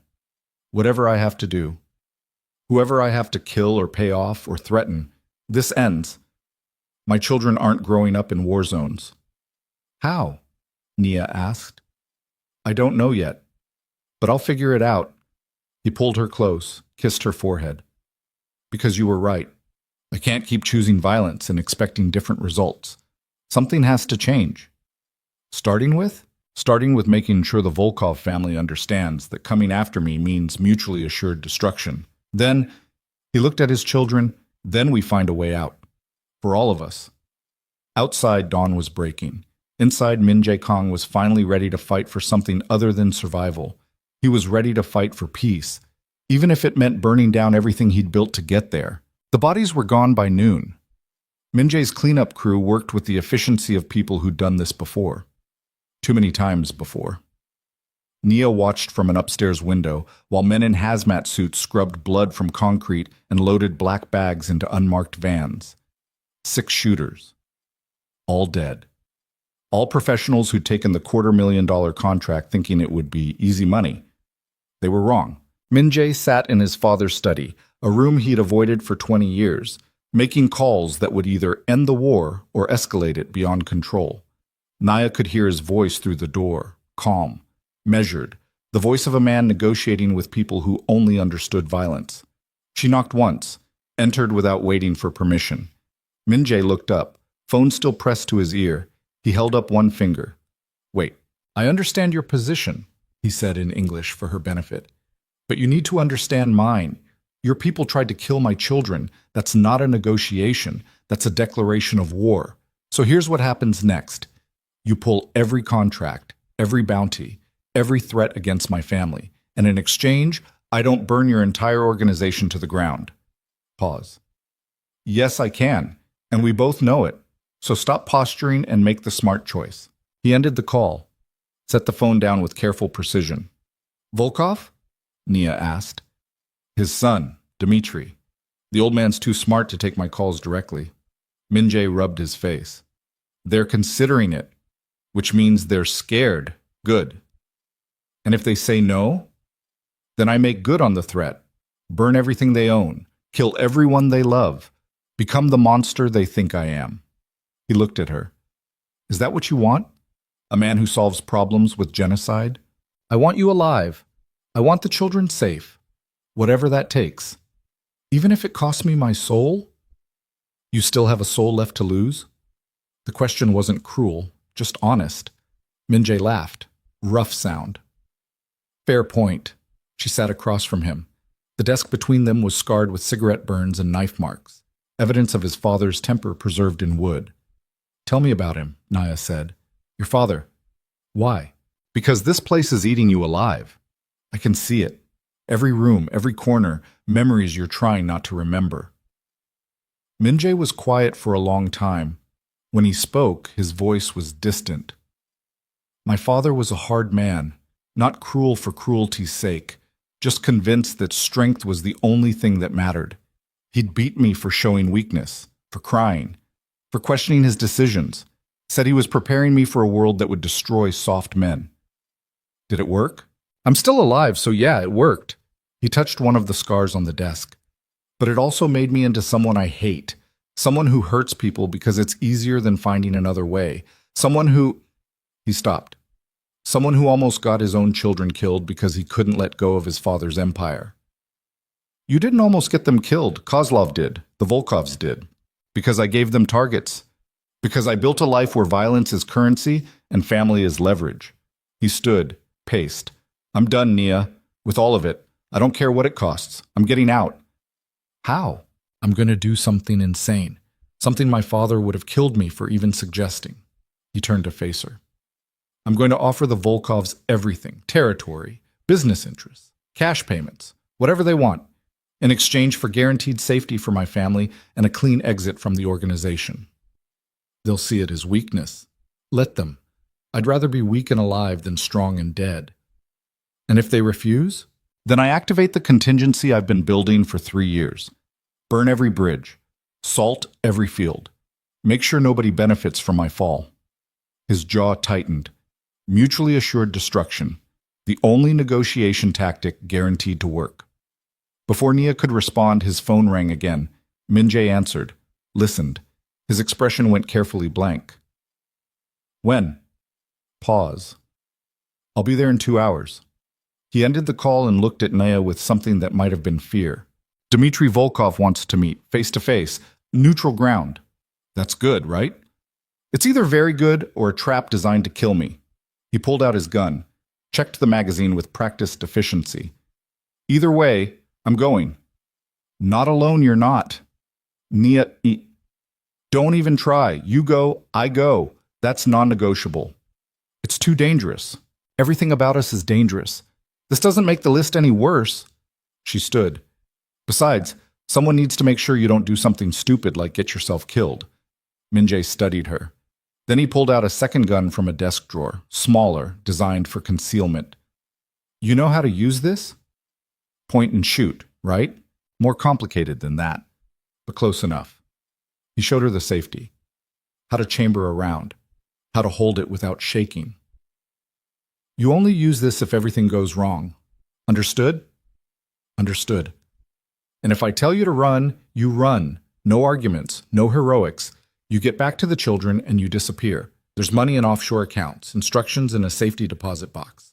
You'll be taken care of. Stop planning my life without you in it. Someone has to. She kissed him, hard, desperate, tasting fear and determination and the metallic edge of violence still clinging to his skin. Come back to me, she whispered against his mouth. I'll do my best. They left the children with Mrs. Yoon and Min-jae's most trusted men. Hana cried. June didn't, but his eyes said everything his voice wouldn't. Be careful, Appa, the boy said. Always am. No, you're not. But try anyway. Min-jae knelt beside his son. If something happens, nothing's going to happen. Stop talking like something will. June's voice cracked. You're coming back, both of you, because we already lost Mom. We can't lose you too. Min-jae pulled him close, held him tight while the boy finally broke and cried against his shoulder. I'm coming back, Min-jae promised. I swear. And Nia prayed he could keep that promise. The meeting location was a warehouse in Red Hook, neutral ground because both organizations had used it for smuggling operations over the years. Empty now, just concrete and shadows and the smell of old diesel. Min-jae parked 3 blocks away. They walked the rest. 2 of his men shadowed them at a distance. Insurance against betrayal. Inside the warehouse, Dmitry Volkov waited with 4 bodyguards. He was younger than Nia expected. Early 30s, expensive suit, handsome in the way dangerous men often were. Kang. Dmitry's English carried a faint Russian accent. You brought a date. How romantic. My fiancée, Nia Brooks. The word fiancé was new.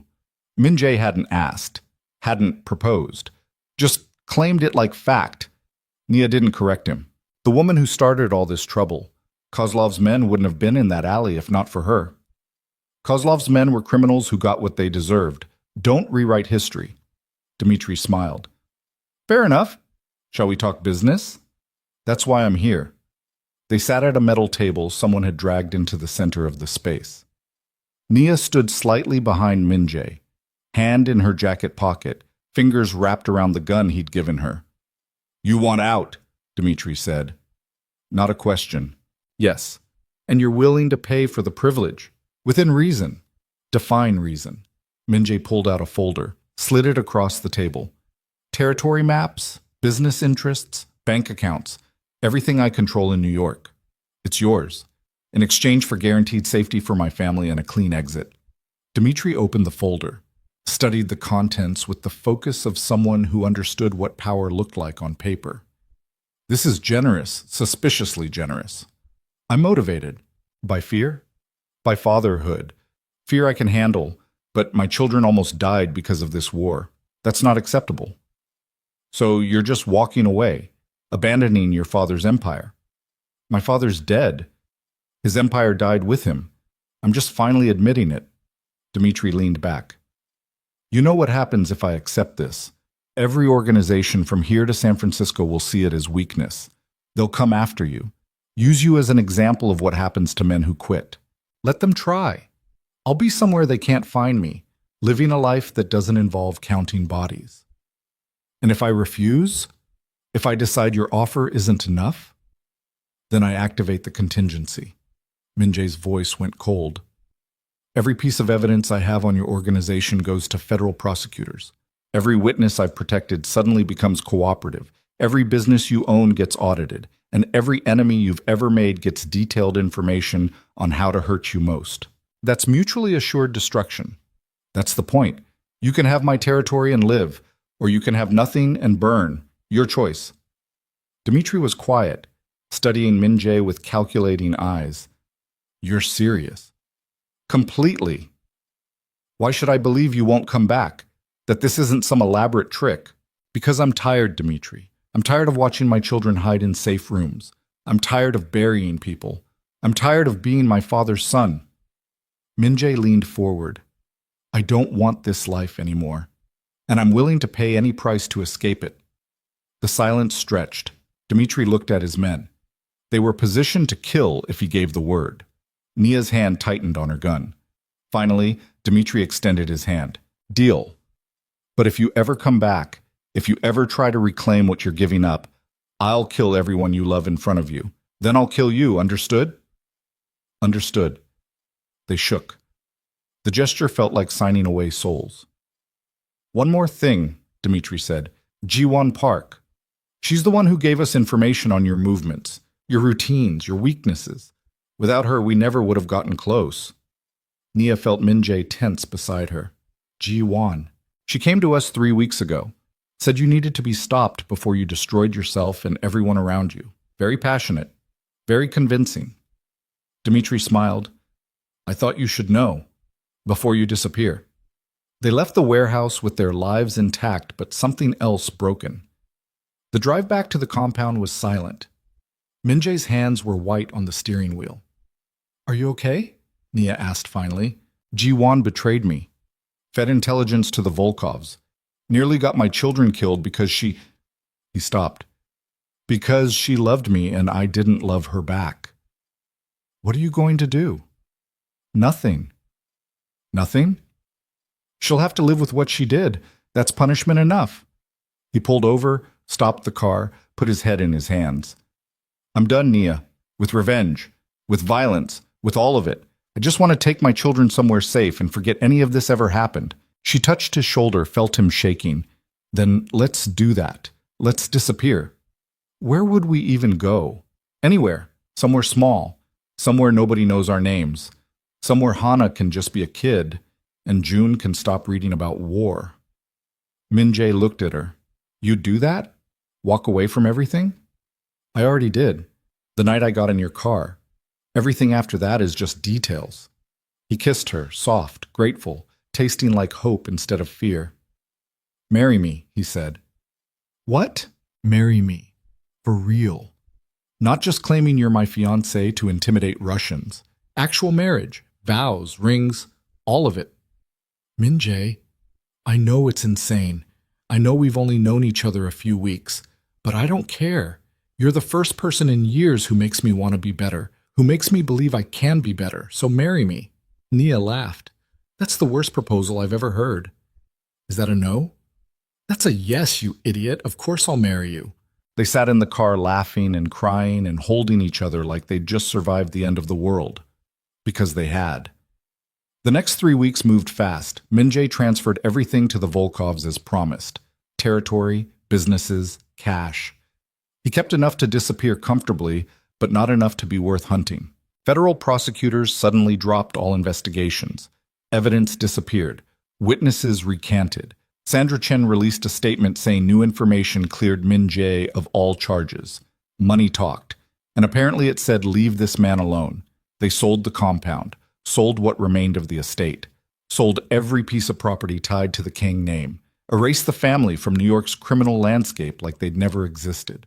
Mrs. Yoon decided to retire, take her pension, and live with her sister in California. She hugged the children goodbye with tears streaming down her face. Take care of them, she told Nia. They're good children. They deserve happiness. I will. I promise. And take care of him too. He pretends to be strong, but he's more fragile than he knows. I know. Minji found them a house in a small town in Oregon, 3 hours from Portland. Population 1,500. The kind of place where everyone knew everyone and strangers were noticed but accepted if they kept to themselves. The house was smaller than the estate. Normal. Yard with actual grass, neighbors who waved. An elementary school 3 blocks away where Hana could walk without bodyguards. They arrived on a Tuesday. June helped unpack boxes with quiet efficiency. Hana ran through empty rooms, claiming bedrooms and declaring which one would be hers. That night, they ate pizza on the floor because their furniture wouldn't arrive until tomorrow. Hana fell asleep against Nia's shoulder. June read by flashlight. Min-jae sat against the wall looking exhausted and almost peaceful. Is this real? He asked quietly. Feels real, Nia said. I keep waiting for something to go wrong, for men with guns to kick down the door, for the past to catch up. Maybe it won't. Maybe. He looked at his children. I never thought I'd have this. Normal, safe, a chance to be just a father instead of a crime boss. You're still figuring out how to be just a father. Yeah, but I'm learning, he smiled. Thanks to you. They married 2 weeks later. Small ceremony, justice of the peace, June and Hana as witnesses. No guests. No family beyond the 4 of them. Nia wore a simple white dress from a department store. Min-jae wore jeans and a button-down shirt. They exchanged vows. They wrote themselves in a courthouse that smelled like floor polish and bureaucracy. When the judge said, "You may kiss the bride," Min-jae pulled her close and whispered, "Thank you for saving me." "We saved each other," she whispered back. The kiss was soft, simple. Nothing like the desperate embraces they'd shared in burning houses and federal holding rooms. This was different. This was beginning instead of survival. Hana cried. Happy tears. June smiled. Actually smiled. First time Nia had seen it. They went out for ice cream after. Sat at a picnic table outside a small shop while Hana talked about her new school and June explained the plot of his current book, and Min-jae just listened with an expression of stunned gratitude. This was family, real family, not bound by blood or obligation, but by choice. Summer turned to fall. Hana started kindergarten, made friends with other 5-year-olds who didn't know what safe rooms were, who thought her dad was just another boring parent who volunteered for field trips and burned cookies at bake sales. June struggled more. Too many memories, too much trauma disguised as maturity. But slowly, painfully slowly, he started being a kid again, joined the school chess club, made 1 friend, then 2, started laughing at stupid jokes instead of analyzing them for hidden meanings.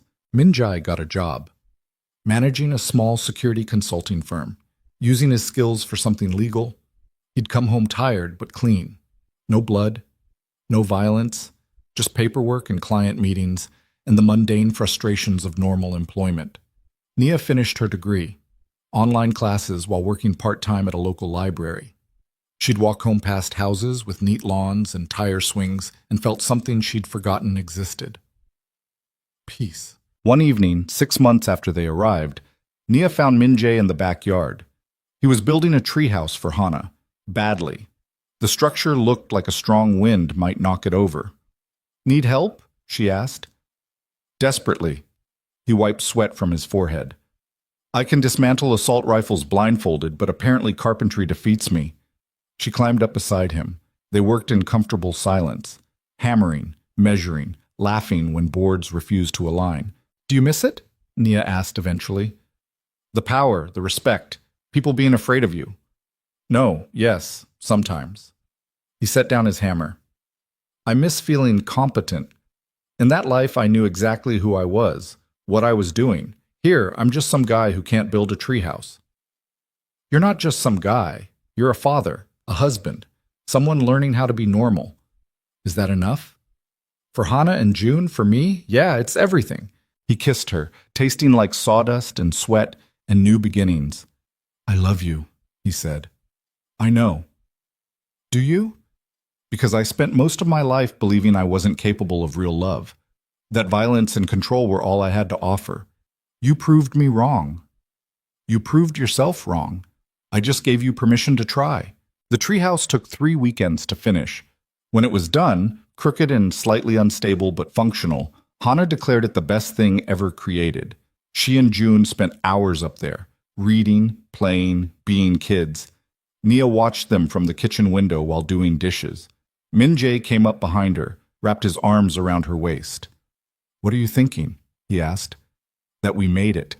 Against every odd, every obstacle. We actually made it. We did. Do you ever worry it won't last?" "Every day. But I'm learning to live with uncertainty, to accept that happiness is fragile, and that's okay."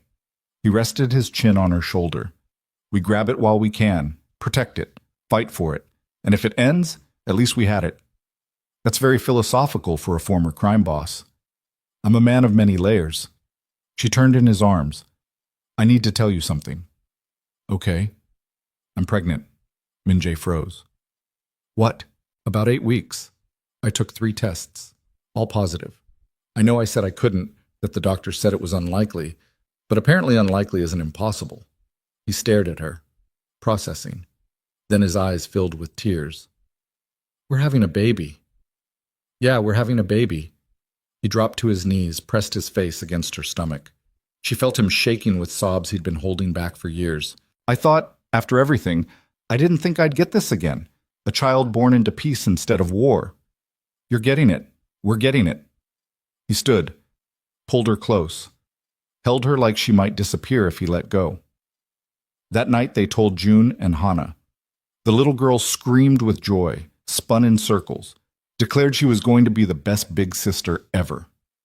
June was quieter, but he hugged Nia tight and whispered, "Thank you for giving Dad a reason to stay good." Winter came. Snow fell on their small town. Hana built snowmen. June read by the fireplace. Min-jae learned to cook, badly, but with enthusiasm. And Nia's belly grew. She was 7 months pregnant when Ji-won appeared. Nia was at the library, restocking shelves, moving slowly because the baby made everything harder. She turned, and there she was. Perfect as always. Expensive coat, designer bag, completely out of place in their small-town library. "Hello, Nia." Nia's hand went instinctively to her stomach, protective. "What are you doing here?" "I needed to see you, to explain." "There's nothing to explain. You betrayed Min-jae. Nearly got his children killed. We're done." "I know, and I'll carry that forever." Ji-won's composure cracked. "But you need to understand. I didn't think they'd actually hurt the children. I thought if Min-jae was scared enough, he'd finally leave, finally get out, finally be safe." "By putting a hit on him?" "I didn't know about that. The Volkovs, they said they just wanted to pressure him, to make him understand he couldn't win. I never meant—" She stopped. "I loved him. I still love him. And love makes you stupid. Love makes you loyal, not treacherous." "You're right. I know you're right." Ji-won looked at Nia's belly. You're pregnant. Yes. He must be happy. He always wanted more children. He is. We both are. Good. That's good. Jiwan pulled an envelope from her bag. This is for you. Information about people who might still be looking for Min Jae. Old enemies. Unfinished business. I spent 6 months tracking everyone who might be a threat. This is what I found. Why would you do that? Because I can't undo what I did, but I can try to make sure you're safe. All of you. She set the envelope on the desk. Tell Min Jae I'm sorry for everything, and that I hope he finds the peace he deserves. She left, just walked away. Nia stood there holding an envelope that either contained salvation or another trap. That night she showed it to Min Jae. He read through the contents with growing tension. This is detailed, thorough, names, locations, threat assessments. He looked up. If this is real, Jiwan just gave us everything we need to stay ahead of anyone hunting us. And if it's not real, then it's an elaborate setup, but my gut says it's genuine. Jiwan was always meticulous, and she's never lied to me, betrayed me, yes, but never lied. So what do? We verify, carefully. And if it checks out, we use it. Stay one step ahead. He pulled Naya close. Whatever happens, we protect this. Us, the children, the baby. That's all that matters. Spring arrived with early flowers and longer days. Nia went into labor on a Tuesday morning. Min Jae drove like a man possessed, not recklessly, just desperately. They made it to the hospital with 20 minutes to spare. Hana and June waited with Min Jae's security consultant co-worker, a former Marine who understood complicated families and asked no questions. The labor was long, painful. Nia had forgotten how much it hurt, or maybe she'd never known because this was her first time actually going through it, instead of hearing doctors say it was unlikely. Min Jae stayed beside her, held her hand, whispered encouragement, looked absolutely terrified in the way only fathers in delivery rooms can. When their daughter finally arrived, tiny and red and screaming with impressive lung capacity, Min Jae cried. "She's perfect," he whispered. "She's loud," Nia corrected, but she was smiling. They named her Soo-jin, after Min Jae's first wife, after the woman who'd wanted him to be better and died before seeing it happen. "She would have liked you," Min Jae told Nia while holding their daughter. "Soo-jin, my first wife. She would have understood what you did for me, for all of us." "I didn't do anything special. You loved me when I was unlovable. That's the most special thing anyone's ever done." June and Hana met their baby sister that afternoon. Hana immediately wanted to hold her. June was more cautious, but eventually reached out one finger to touch the baby's hand. She gripped it instinctively. "She's strong," June said, something like hope in his voice. "She's a Kang," Min Jae replied. "Strong is in the blood."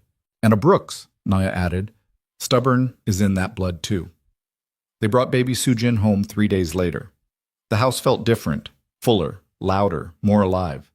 That night, after everyone was asleep, Min Jae found Nia in the nursery. She was watching their daughter sleep with the intensity new mothers have, like looking away might make the baby disappear. "You okay?" he asked quietly. "Just thinking." "About?" "About the alley. That night in the rain. How I thought I was going to die. How you stepped out of nowhere and changed everything." "I didn't change anything. Just delayed the inevitable." "No. You gave me a reason to survive, then a reason to live. There's a difference." Min Jae wrapped his arms around her from behind. They stood together watching their daughter breathe. "I spent years believing I destroyed everything I touched," he said. "My father told me I was cursed, that violence was my legacy, my destiny. And now? Now I'm standing in a house I own, not inherited, own, watching a daughter I helped create sleep peacefully in a town where nobody knows my name or my history. And I'm thinking maybe my father was wrong. Maybe I'm not cursed. Maybe I'm just..." He paused. "Maybe I'm just a man who finally found something worth more than power." "What's that?" "Home. Family. You." He kissed her temple. "Thank you, Naya Brooks, for being crazy enough to love me, brave enough to stay, strong enough to make me better." We made each other better. Yeah, we did. 5 years passed. Hana turned 10, joined the soccer team, developed an obsession with marine biology, stopped having nightmares about fire. June turned 15, stopped reading about war, started writing stories instead, got into a gifted program at the local high school, made a best friend who knew nothing about his past and didn't care to ask. Baby Sujin, who everyone called Su, turned 4. Wild, fearless, loud. Everything her namesake had been before the world taught her to be quiet. Minjae's hair started graying at the temples. He gained weight. Normal weight from home cooking instead of stress. Laughed more, smiled more. Became the kind of father who coached Hana's soccer team despite knowing nothing about soccer. Nia finished her degree, got a job as a librarian at the local high school, became the person students talked to about problems they couldn't tell anyone else. Built a life from scratch that felt earned instead of given. They bought a dog, a ridiculous golden retriever Susu named Pancake. The dog had no training and too much energy, but the children loved him. One evening, while Nia was making dinner and Minjae was helping Susu with finger painting, June came downstairs with a letter. I got into the creative writing program at Columbia, he said quietly. Minjae looked up. New York? Yeah, full scholarship. They want me to start in the fall. Silence fell heavy. New York. The city they'd fled. The city that held ghosts and memories and people who might still remember. That's amazing, Nia said finally. You should go. Are you sure? I know we left for a reason. We left so you kids could have choices. This is your choice, so choose it. Minjae stood, crossed to his son, pulled him into a hug that looked like letting go and holding on simultaneously. I'm proud of you, he said, voice rough. Your mother, both your mothers, would be proud too. Are you scared? That going back will... Terrified. But that's my problem, not yours. You've spent enough of your life carrying my fear. Time to let it go. That night, after the children were asleep, Minjae and Nia sat on their back porch. The treehouse he'd built 6 years ago was still standing, crooked but functional, like their family. He's going back, Minjae said. Yeah. What if someone recognizes him? What if the past... Then we deal with it, together, same way we've dealt with everything else. I spent 5 years building this safe life, and now he's walking back into danger. He's walking toward his future. There's a difference. Minjae was quiet. Then he laughed. Soft sound. When did you become the wise one? When you weren't looking. They sat in comfortable silence, the kind built from years of shared meals and difficult conversations and nights holding each other through nightmares. Do you ever regret it? Minjae asked. Choosing me. Choosing this life. Every day. He looked at her, surprised, hurt. Nia smiled. I'm kidding. No, I don't regret it. This life, this messy, complicated, beautiful life, it's everything I never knew I wanted. You gave me that. You and June and Hana and Susu, you gave me family. You gave me redemption. A chance to be something other than my father's son. You gave yourself redemption. I just loved you while you figured it out. Inside the house, Susu started crying. Nightmare, probably. Nia stood to go check on her, but Minjae stopped her. I've got it. You rest. She watched him go. This man who'd once killed 17 people without hesitation, now gently waking a 4-year-old from bad dreams. The transformation was staggering. When he came back down 20 minutes later, he had Susu in his arms. The little girl was half asleep, thumb in her mouth, curled against his shoulder. She wanted to sleep out here, under the stars. So they sat together, the three of them, watching constellations emerge as the sky darkened. Susu's breathing deepened into real sleep. Somewhere in the distance, a dog barked. Normal sounds of normal life. I never thought I'd have this, Minjae said quietly. Normal, safe. A daughter who sleeps peacefully instead of hiding in safe rooms. A son who writes stories instead of learning how to survive violence. A wife who chose me despite knowing exactly who I was. You have it now. Yeah, he kissed Susu's forehead. And I'm never letting it go. Even when June goes to New York? Especially then, because letting him go means trusting he'll come back. That we built something strong enough to survive distance. They stayed outside until cold drove them in, put Susu to bed, checked on Hana and June, went to their own room and held each other like they'd done 1,000 times before. I love you, Nia whispered into the darkness. I know, Minjae replied. I love you too. And in that small house in that small town where nobody knew their history and nobody asked difficult questions, they built a life worth living. Years later, when Nia was asked how she survived falling in love with one of the most dangerous men in New York, she'd smile and say it was simple. She didn't survive him. She chose him. Every day. Through fire and violence and fear and all the broken pieces neither of them knew how to fix, she chose him, and he chose her back. That was all love ever really was. Choosing someone, again and again. Until choosing became breathing. Until staying became home, and home became everything.